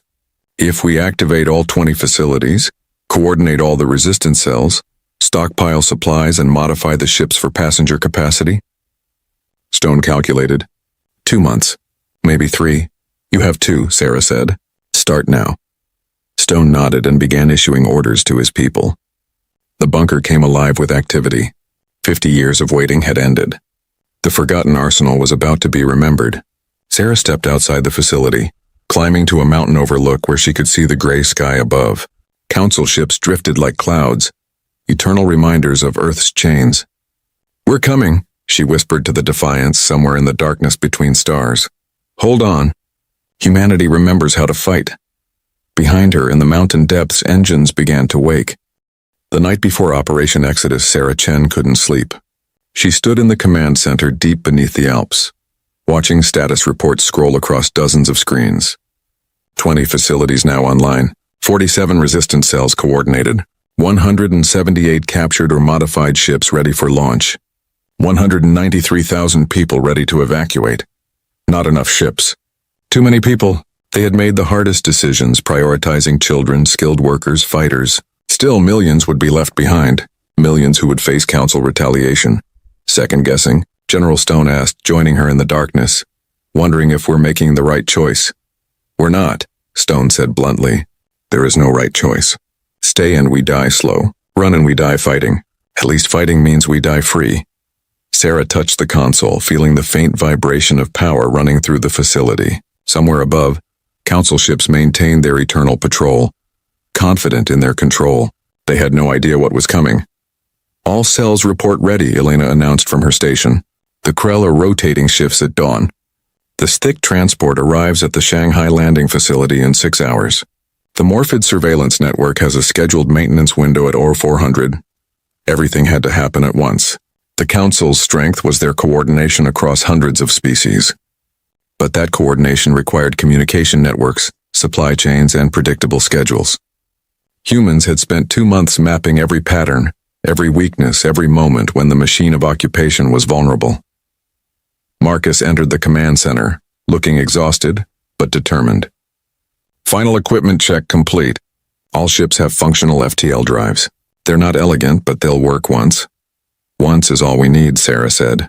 Get some rest. Tomorrow changes everything. He laughed without humor. Rest right, because we're just planning a nice relaxing day of stealing warships and breaking through an orbital blockade. Marcus, Sarah said quietly. Thank you. For everything. He met her eyes. Don't thank me yet. Thank me if we survive. The hours crawled past. Sarah reviewed the plan for the 100th time. Phase 1. Simultaneous attacks on landing facilities across Earth. Capture Council ships before they could launch. Phase 2. Global uprising to cover the evacuation. Draw Council forces away from the launch sites. Phase 3. Break orbit through the weakest points in the blockade. Phase 4. Jump to the Defiance coordinates and pray the drives didn't tear the ships apart. So many things could go wrong. Probably would go wrong. But humans had learned something during 50 years of occupation. Perfection was impossible. Survival required accepting chaos and adapting faster than your enemy. At OR 400, Sarah gave the order. Across Earth, in 20 locations simultaneously, resistance fighters emerged from hiding. They struck fast and hard, hitting Council facilities with everything they had. 50 years of anger poured out in focused violence. In Shanghai, Cell 7 stormed the landing facility where a thick transport had just arrived.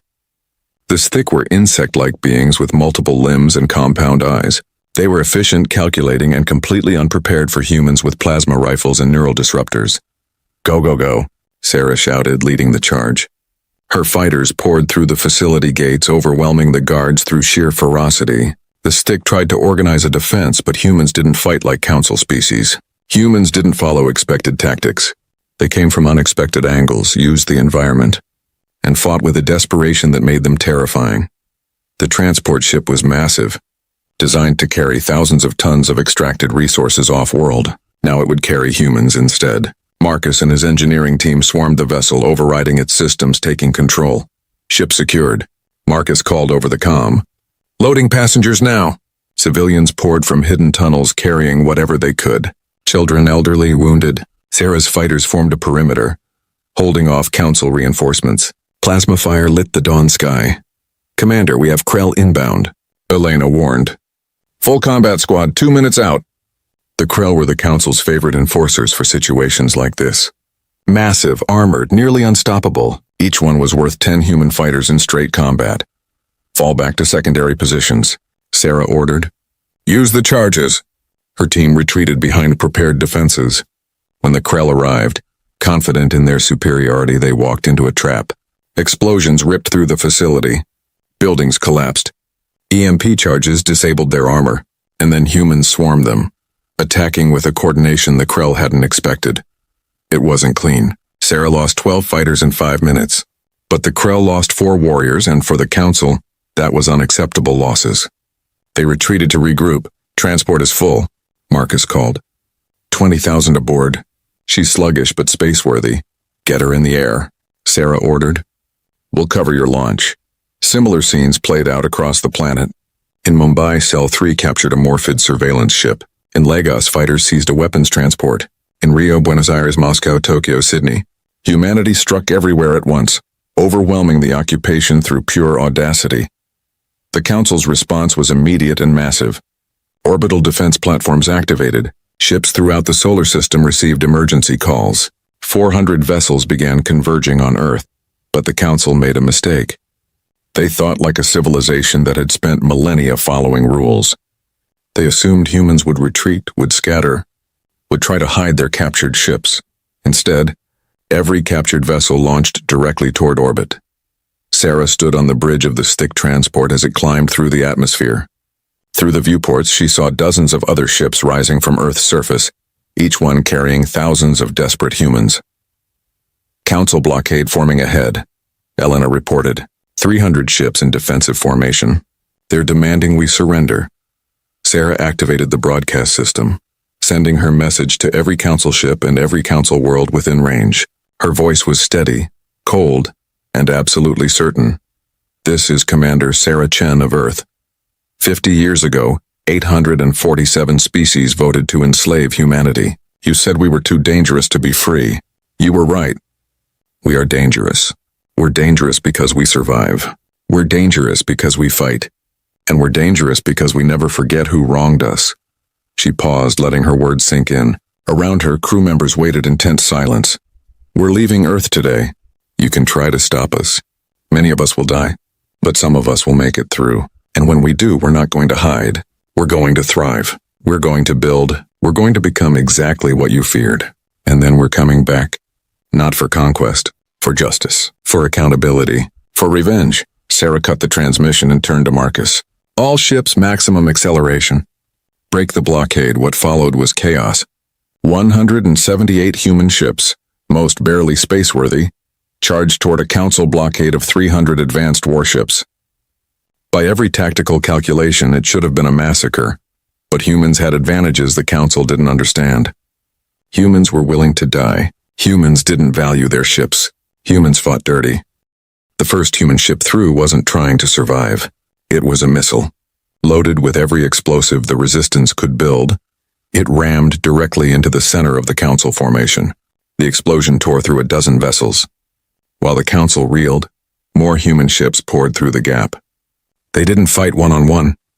They swarmed, multiple ships focusing on single targets. They used kamikaze runs, proximity weapons, tactics that no civilized species would consider. Concentrate fire on the command ships, Sarah ordered. Make them leadership, make them targets. Council warships were advanced, but they were designed for organized combat between professional militaries.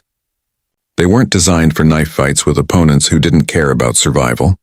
Sarah's transport took heavy damage, hull breaches in 3 sections, engines at 60%, half the weapons offline, but they kept pushing forward, fighting through the blockade meter by bloody meter. Commander, we're getting separation, Elena shouted. 30 ships have broken through. They're clearing the engagement zone. Tell them to jump as soon as they're clear. Don't wait for the others. Around Sarah's ship, human vessels died. The Krell destroyed a transport carrying 18,000 people. The Stick disabled an engineering ship. A Morphid cruiser hunted down fleeing evacuation pods, but more ships were getting through. The Council blockade was designed to contain, not to fight an enemy that treated destruction as tactics. For every human ship destroyed, 2 more slipped past. We're through, Marcus yelled. We're through the blockade. Sarah's ship burst free of the engagement zone, wounded but alive. Behind them, Earth hung in space, beautiful and broken. Around them, 50 other human ships accelerated away from the battle. Jump drives charging, Elena reported. Coordinates locked on Defiance signal. Drive will be ready in 2 minutes. Those were the longest 2 minutes of Sarah's life. The Council was pursuing, firing long-range weapons. 3 more human ships died in those final moments. Then the drives engaged. Reality twisted. The ship lurched as it punched through space itself, creating a tunnel through dimensions that shouldn't exist. Sarah's last view of Earth was fire in the sky and ships still fighting, still dying, still buying time for those who escaped. The jump felt like falling and flying simultaneously. Stars stretched into lines. Physics became suggestions. Sarah's stomach tried to turn inside out. Then they were through. The ship dropped back into normal space light years from Earth. Sensors showed other vessels emerging around them. 20, 30, 40 ships. More arriving every minute.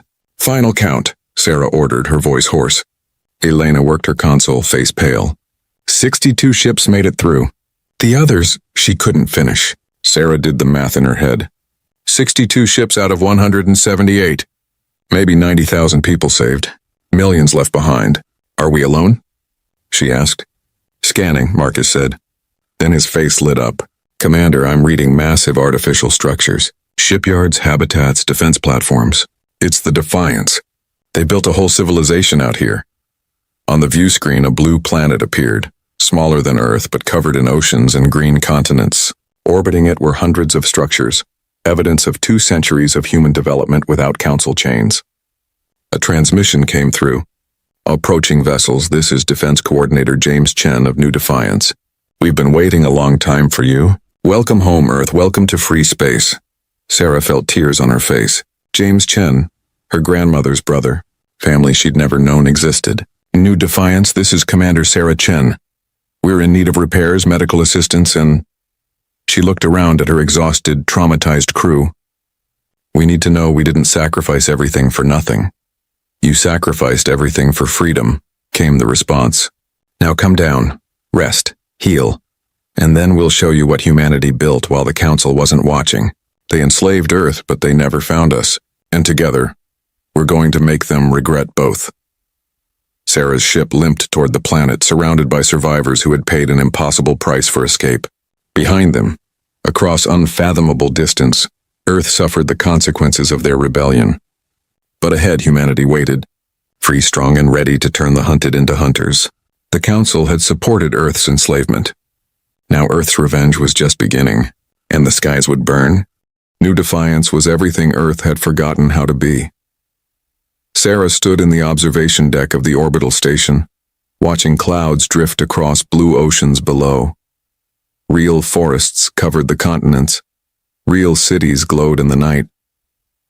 Humans lived here without chains, without fear, without council ships darkening the sky. 2 weeks had passed since the escape. 2 weeks of medical treatment, debriefing, and adjustment to freedom. Sarah still woke up expecting to see gray skies and patrolling enforcers. Instead, she saw a world humanity had built alone. Impressive, isn't it? James Chen joined her at the viewport. He was old now, in his 90s, but his eyes carried the same fire Sarah remembered from pictures of her grandmother. My sister would have loved to see this. Patricia always believed humans would find a way. She prepared us, Sarah said quietly. Without her facilities, we'd still be prisoners. But you used them. That takes courage. James gestured to the planet below. We've built a good life here. 40 million people now, spread across 3 planets and 24 stations. We have technology the Council never shared with Earth. We have ships, weapons, infrastructure. But we've also lost something. What? Sarah asked. Anger. We've lived free so long we forgot what chains feel like. But you. He looked at her with respect. You and your people you remember. And that makes you dangerous in ways we've forgotten. Sarah met his gaze. Good. We need to be dangerous. The Council thinks they won. They're executing thousands of humans on Earth right now, punishment for our escape. While we hide here, safe and comfortable, our people are dying. Which is why the Council voted for a general emergency session, James said. Every species, all 847 of them, meeting to decide Earth's fate. Some want genocide, others want mercy. Most want this problem to disappear. When? Sarah asked. 3 months. Their bureaucracy moves slowly. James smiled grimly. Which gives us time to make sure the problem doesn't disappear. It spreads. Over the following weeks, Sarah learned the full scope of what New Defiance had achieved. Their FTL technology was decades ahead of Council standards. Their weapons were more efficient. Their ships were faster, tougher, and didn't rely on jump gates. But more than technology, they had knowledge. 2 centuries of watching the Council from outside, studying their trade routes, their military movements, their politics.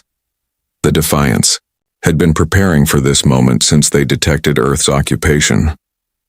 We couldn't help before, explained Admiral Victoria Stone, General Stone's granddaughter and commander of the Defiance fleet. We had 40 million people. They have trillions. Direct confrontation would be suicide. But now you're here. Now we have motivation. Now we have a cause. She pulled up a holographic display of Council space. The Council isn't a unified government. It's a coalition of convenience. These species tolerate each other because they're afraid of conflict, but they're also afraid of each other. That fear is a weapon. Marcus studied the display, his engineer's mind seeing patterns. We can't fight them head-on, but we can make them fight each other. Exactly, Victoria said. We hit their trade routes. We free their labor camps. We expose their hypocrisy. We make them question each other. Sarah leaned forward. You're talking about guerrilla warfare on a galactic scale. I'm talking about revolution, Victoria corrected. The Council has enslaved dozens of species over the millennia. Minor species, weak species, species that couldn't defend themselves. Earth was just the latest. But if we show those species that resistance is possible, that humans can fight back. The Council fractures, Sarah finished. Species rise up, the coalition collapses. And in the chaos, we take Earth back, James said. Not through conquest, through liberation. The plan was audacious and probably insane. The newly formed Terran Retribution fleet numbered only 300 ships, crewed by a mix of Earth refugees and Defiance volunteers. Against the Council's thousands of vessels, it was laughable. But humans didn't plan to fight fair. The first strike came without warning.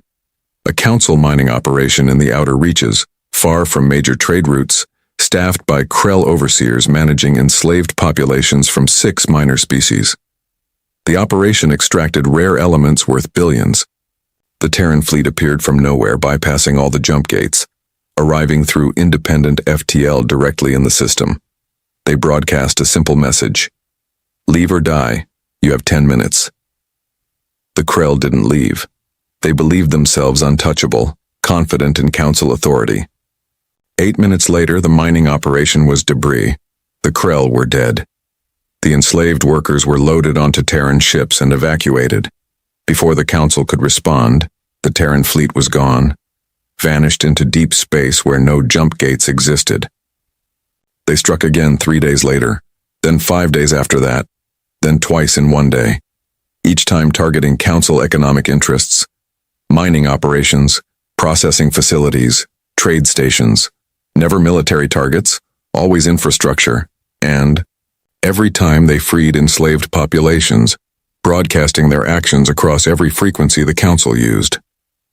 This is the Terran Retribution Fleet, Sarah announced after the 7th raid. We are humans from Earth enslaved by Council vote 50 years ago.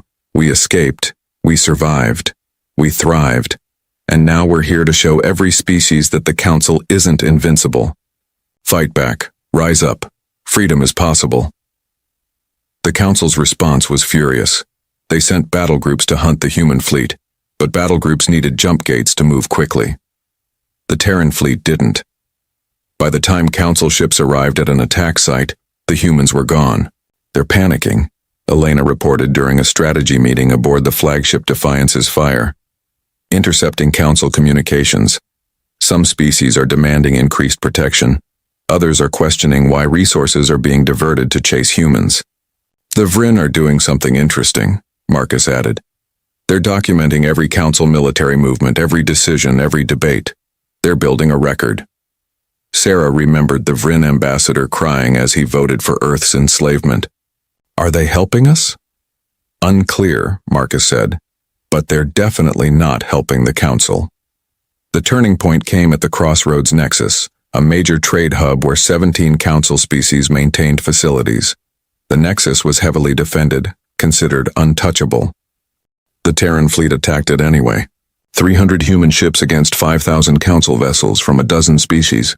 The battle should have lasted minutes, ending in human extinction. Instead, it lasted 18 hours and became a nightmare for the Council.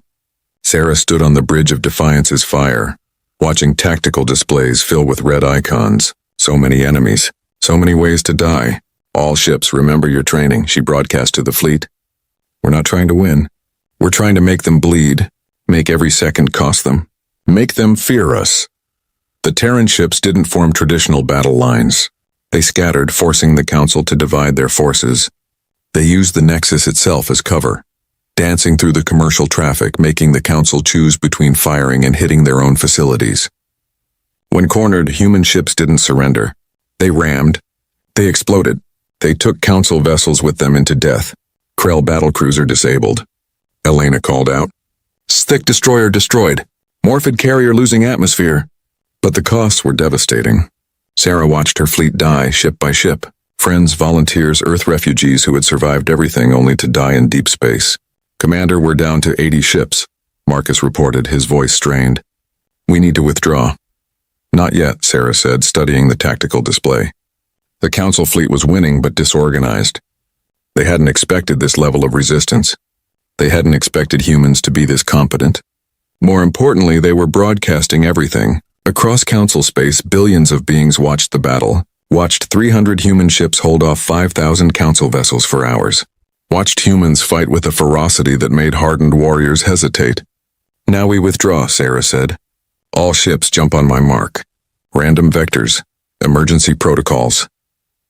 The remaining Terran vessels vanished from the Nexus, leaving behind wreckage from both sides and a Council fleet that had won but at tremendous cost.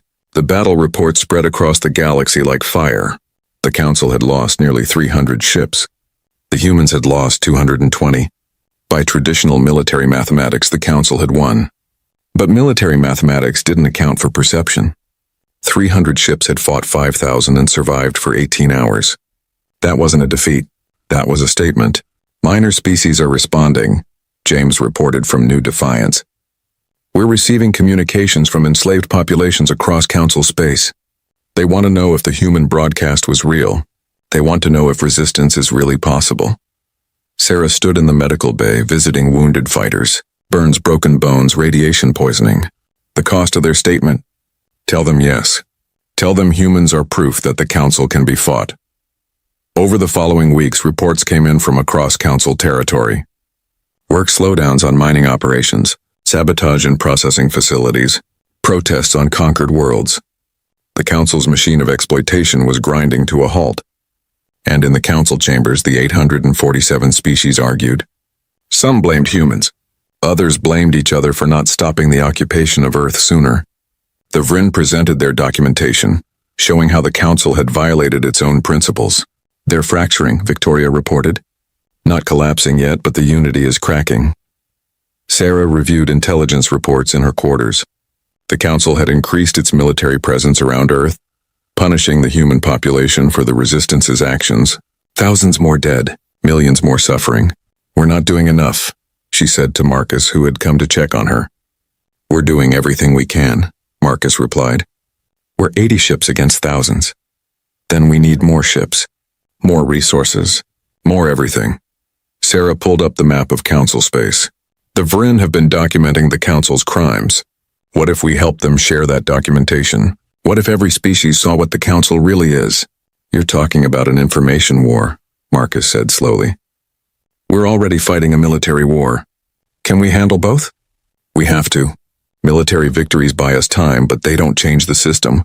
We need to make the Council destroy itself. Sarah sent a message to the Vryn through encrypted channels. You've been documenting the truth. Let us help you spread it. The response came 3 days later. A Vryn scientist named Keth speaking with obvious fear and hope. We've been waiting for someone brave enough to ask. We have 50 years of evidence. Evidence of genocide, slavery, resource theft, cultural destruction. Everything the Council claims to stand against. Everything they actually do. But we can't release it. They'll kill us. Then let humans release it, Sarah said. You provide the evidence. We'll make sure the galaxy sees it. Over the next month, the Terran fleet didn't fight battles. They became couriers, spreading the Vryn documentation across Council space, broadcasting it on every frequency, dropping data packages on populated worlds, making sure every species saw what the Council had done in their name. The reaction was immediate and explosive. Species that believed the Council protected them learned it exploited them. Species that supported Earth's enslavement learned that dozens of other species had been enslaved before, many now extinct. The galaxy watched footage of Krell executing civilians, of stick processing facilities working enslaved populations to death, of morphid infiltrators destroying resistance movements. The Council tried to suppress the information, but information wanted to spread. And humans were very good at making sure it did. Council emergency session has been moved up, James reported. 2 weeks from now. Every species is demanding answers. Sarah gathered her remaining commanders. 80 ships, 300 million people across New Defiance's worlds, and billions watching from across the galaxy. In 2 weeks, the Council decides Earth's fate, Sarah said. They could choose genocide. They could choose to maintain the occupation. Or they could choose to face what they've become. What's our move? Victoria asked. Sarah smiled, and it wasn't a kind expression. We take the fight to them. We show up at the emergency session, uninvited, and we make them answer for every crime, every death, every species they've destroyed. Marcus shook his head in disbelief. You want to attack the Council homeworlds? That's where they'll have maximum defensive presence. I don't want to attack them, Sarah said. I want to put them on trial, in front of the entire galaxy, with us as the prosecutors and their own records as evidence. She looked at her commanders, seeing in them the same fire that had driven humanity through 50 years of occupation, through a desperate escape, through impossible battles. They supported Earth's enslavement, Sarah said. Now they're going to face Earth's justice, and when we're done, the galaxy will never be the same. The assembly world of Concordia had never seen a military fleet approach its sacred space. For 3,000 years, the planet had hosted the Galactic Council, a neutral ground where 847 species met to debate and decide the fate of civilizations.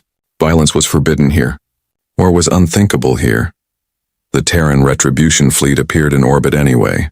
80 human ships scarred from battle, bristling with weapons, broadcasting a simple message. We're here to talk. Will you listen, or do we need to make you listen? Panic erupted across Concordia. Defense fleets from 50 species scrambled to intercept. Diplomatic channels exploded with outrage. The council chamber itself descended into chaos as representatives demanded explanations, threatened retaliation, and argued about who was responsible for this catastrophe. Sarah Chen stood on the bridge of Defiance's fire, watching 12,000 council warships form a defensive sphere around the assembly world, odds that would have seemed impossible months ago. Now they were just another problem to solve. They're demanding we withdraw immediately, Elena reported, threatening to destroy us if we don't comply. Tell them we're here for the emergency session, Sarah said calmly. We have evidence to present, documentation from their own records. If they refuse to hear it, we'll broadcast it to every world in council space simultaneously. The transmission went out. Sarah waited, knowing the council faced an impossible choice. Attack them and prove humanity's point about council violence. Allow them to speak and risk exposure of decades of crimes. Either way, the council lost. Minutes passed. Then a response came. Not from the council collectively, but from the Vrin ambassador. The same one who had voted for Earth's enslavement 50 years ago. Commander Chen, this is Ambassador Keth of the Vrin delegation.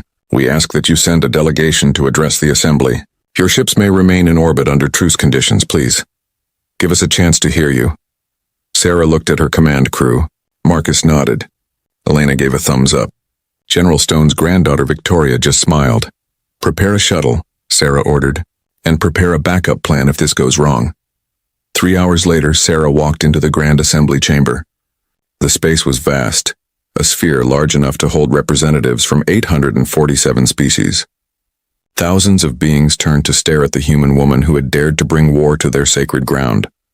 Sarah wore her combat uniform, still stained from the Crossroads Nexus battle. She carried no weapons, only a data storage device containing the evidence the Vrin had compiled.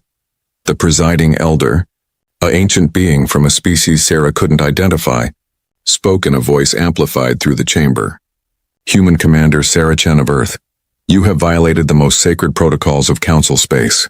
Give us one reason why we shouldn't order your immediate execution. Sarah looked around the chamber, meeting the eyes of species from across the galaxy.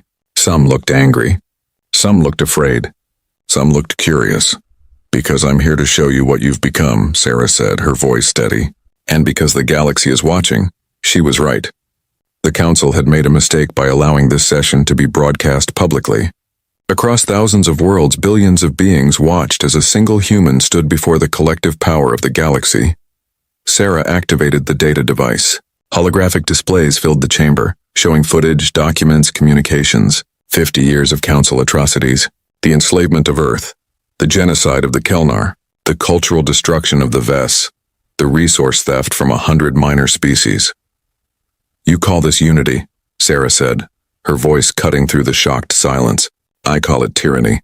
You voted unanimously to enslave Earth because you feared what humanity might become, but you never asked what you had already become." A Krell representative rose, his voice a roar. "Earth was dangerous. Humans are violent, unpredictable, a threat to galactic peace." "We are all those things," Sarah agreed calmly. "We're violent when people we love are threatened. We're unpredictable because we don't follow your rules. We're a threat to your peace because your peace is built on chains." She advanced through the chamber, and representatives actually backed away from her, one human woman unarmed, making the galaxy's most powerful beings retreat. "You know what's interesting?" Sarah continued. "We found your own records. The species you've destroyed because they were dangerous. The populations you've enslaved because they were inferior. The cultures you've erased because they were incompatible. And every single time you voted unanimously, every single species agreed. 847 voices saying yes to atrocities because saying no meant admitting you were wrong." A morphid delegate shape-shifted nervously. "We maintained order. We protected the galaxy from chaos. You protected yourselves from competition," Sarah shot back. "Earth developed faster than you were comfortable with. So you stopped us. How many other species did you stop? How many civilizations never reached their potential because you were afraid?" The Vryn ambassador Keth stood slowly. He looked old and tired. "Commander Chen speaks truth. We Vryn documented these crimes because we believed eventually someone would hold the council accountable. We voted for Earth's enslavement because we were cowards.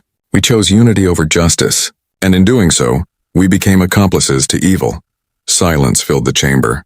Then other representatives began to speak.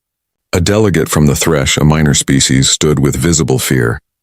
"The Thresh have served the council for 800 years. We believed we were free members. Now we learn our homeworld's resources are classified as council property. We've been slaves who didn't know we were slaves." More voices joined. Species after species standing, questioning, demanding answers. The unity that had sustained the council for millennia was cracking. "Enough," the presiding elder's voice boomed. "This human has brought disorder to our assembly. She has violated our protocols. She must be removed." "Try it," Sarah said quietly. "My fleet in orbit has orders. If I don't return safely, they'll broadcast everything we've found to every world simultaneously. Not just council worlds, every world. Every species you've kept ignorant. Every population you've controlled through information suppression. Try to silence me and you'll prove every accusation I've made." The elder stared at her with something like hatred. "What do you want, human? Revenge? The destruction of the council? Galactic war?" "I want justice," Sarah said simply. "I want Earth freed. I want reparations for 50 years of enslavement. I want the council dissolved and replaced with a system where no species can enslave another. And I want every species you've harmed to receive the same." "Impossible," the elder said. "The council is eternal. It is necessary. Without it, the galaxy descends into chaos." "Then let there be chaos," Sarah said. "Because your order is worse." The chamber erupted. Representatives arguing, some supporting Sarah, others denouncing her. The unity was gone, replaced by division and recrimination. Then the alarm sounded. The council's defense fleet was moving. Not toward Sarah's ships, but toward each other. Species that had cooperated for centuries were now confronting each other. Decades of hidden resentment surfacing. "Commander, we're reading weapons fire." Marcus's voice came through Sarah's communicator. "Council ships are engaging each other. Multiple species have broken formation. It's chaos up here." Sarah had known this might happen. The council's unity was a facade, held together by fear and mutual benefit. Remove the facade and the coalition collapsed. "All ships, defensive positions only," Sarah ordered. "Let them fight each other. We're not the enemy today. They are." The battle in orbit was confused and vicious. The Krell fired on the stick, old grievances finally expressed. The Morphids attacked the Thresh, who they had secretly exploited for centuries. Species after species turned on former allies as the council's lies were exposed. In the assembly chamber, the presiding elder watched his civilization crumbling. "You've destroyed us," he said to Sarah. "No," Sarah corrected. "You destroyed yourselves. I just made you look in the mirror." Over the following hours, the council fractured completely. Some species fled Concordia. Others formed temporary alliances. A few tried to continue the session, but there was no longer a council to convene. Sarah's fleet remained in orbit untouched. The Council species were too busy fighting each other to worry about humans. "Commander, we're receiving communications from across the galaxy," Elena reported. "Minor species are rising up. Labor camps are being liberated. Council facilities are being abandoned as enforcement species withdraw to protect their homeworlds." Sarah felt a grim satisfaction. This was what revolution looked like. Not clean, not organized, but inevitable. The Vryn ambassador approached her as the chamber emptied. "What happens now?" he asked quietly. "Now we go home," Sarah said. "Back to Earth. Back to our people who suffered while we fought." "The Council fleet around Earth is withdrawing," Keth said. "The occupation is collapsing, but Earth is devastated. Your people are starving, sick, traumatized. Freedom isn't enough. They need help." "Then help them," Sarah said. "If the Vryn want redemption, start there. Bring supplies. Bring medicine. Bring the resources the Council stole for 50 years. Keth nodded slowly. "We will, and perhaps in time you can forgive us." "Perhaps," Sarah said. "But forgiveness is earned, not given. Start earning it." The journey back to Earth took 3 weeks. Sarah's fleet was joined by unexpected allies, species that had been enslaved or exploited by the Council, now free and eager to help liberate humanity's homeworld. They found Earth changed. The Council's forces had withdrawn, but the occupation had left scars. Cities in ruins, population scattered, infrastructure destroyed. 3 billion humans remained, but they were broken. Sarah's shuttle landed in the ruins of Shanghai, where her journey had begun. Survivors emerged from hiding, thin and haunted but alive. They stared at the sky, at ships that weren't there to oppress them, and wept. "We're free," someone whispered. "Is it real? Are we really free?" "Yes," Sarah said, her own voice breaking. "We're free, and we're going to rebuild. Not the way we were, better, stronger. We're going to make sure no one can ever chain us again." The rebuilding took years. Earth slowly recovered, aided by new Defiance and by former Council species seeking to make amends. Humans from the Defiance colony returned to their ancestral home, bringing technology and knowledge. The two branches of humanity reunited stronger together. A new galactic federation formed from the Council's ashes. This one based on voluntary cooperation, not fear. Species joined because they wanted to, not because they were forced to. And at every meeting, human representatives reminded everyone why freedom mattered. Sarah Chen, now an old woman, stood in rebuilt Shanghai 20 years after the liberation. The sky was blue again. Trees grew in the parks. Children played in the streets, laughing without fear. Marcus joined her, gray-haired but still sharp. "Thinking about the cost?" "Always," Sarah said. "We lost so many. On Earth, in the escape, in the battles. Sometimes I wonder if it was worth it." "Look around," Marcus said, gesturing to the vibrant city. "Ask them if it was worth it." Sarah watched a young girl chase a ball down the street, her mother calling after her with a smile. The girl wore a shirt with the flag of the Terran Federation. A new government humanity had formed. Free, independent, and determined to never be conquered again. "They enslaved us because they feared what we'd become," Sarah said quietly. "They were right to be afraid. But they never understood that our capacity for hope and forgiveness made us more dangerous than our capacity for violence." "Are we forgiven them?" Marcus asked. Sarah considered. "Some species, maybe. The Vryn have worked hard to make amends. Others will see. Forgiveness takes time. But we've proven something important. We've proven that enslaving humanity was their greatest mistake. Not because we're the strongest or the most advanced, but because we never give up. We never stop fighting. And we never forget." She looked up at the sky, seeing ships from a dozen species passing overhead, allies now, or at least neighbors. The galaxy had changed. The old Council's grip had been broken. In its place, something better was slowly being built. "What do you think your grandmother would say?" Marcus asked. "If she could see this?" Sarah smiled. "She'd say we did good. And then she'd remind us that freedom is never permanent. Every generation has to fight for it. Every generation has to prove they deserve it. So we keep fighting. We keep vigilant," Sarah corrected. "We keep strong. We keep remembering. So that if anyone ever tries to enslave humanity again..." She let the sentence hang. Marcus finished it. "The skies will burn," Sarah nodded. "The skies will burn." They stood together in the afternoon sun, watching humanity's children play in a city that had been destroyed and rebuilt. Earth was scarred but free. Humanity was wounded but unbroken, and across the galaxy, every species that had voted for enslavement remembered what happened when you underestimated humans. Sarah touched the memorial wall nearby, where millions of names were carved. The dead from the occupation, the dead from the escape, the dead from the war. So much sacrifice for this moment of peace. We remember, she whispered to the names. We survived, we won, and we'll make sure your sacrifice meant something.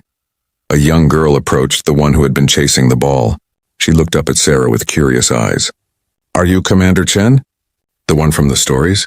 I am, Sarah said, kneeling to meet her eyes. Did you really fight the whole galaxy? The girl asked. Not the whole galaxy, Sarah said gently. Just the parts that tried to keep us in chains. My teacher says you were a hero, the girl said. Sarah shook her head. I was just someone who refused to stay a slave. The real heroes are the ones who died fighting for freedom. I just lived to see it. The girl thought about this seriously. Will someone try to enslave us again? Maybe, Sarah said honestly. But if they do, you'll fight back. Like your parents fought, like I fought. Like humans have always fought. Because that's who we are. We survive, we adapt, we overcome. The girl smiled and ran back to her mother. Sarah stood feeling every year of her age, every scar from the decades of conflict. Time to retire? Marcus asked. Time to teach, Sarah said. We need to make sure the next generation knows the stories, knows the cost, knows why freedom matters. They walked through Shanghai together, two old soldiers in a city full of hope. Behind them, Earth turned slowly, healing from wounds that had once seemed fatal. Above them, ships from a dozen species moved peacefully through the sky. The galaxy had learned an important lesson. Humans could be enslaved, humans could be oppressed, humans could be conquered, but humans could never be broken. And those who tried to chain humanity discovered that freedom, once tasted, became an unquenchable fire. The Council had supported Earth's enslavement, believing humanity too dangerous to be free. They were right about the danger, wrong about everything else. Earth's revenge had ignited the skies, and in those flames a new galaxy had been forged, one where freedom wasn't granted by unanimous vote but defended by determined people who refused to accept chains. Sarah looked one last time at the sky, at the stars where so many battles had been fought, so many lives lost, so many victories won. We did it, she whispered to her grandmother's memory, to all the fallen, to the 3 billion who suffered so 90,000 could escape.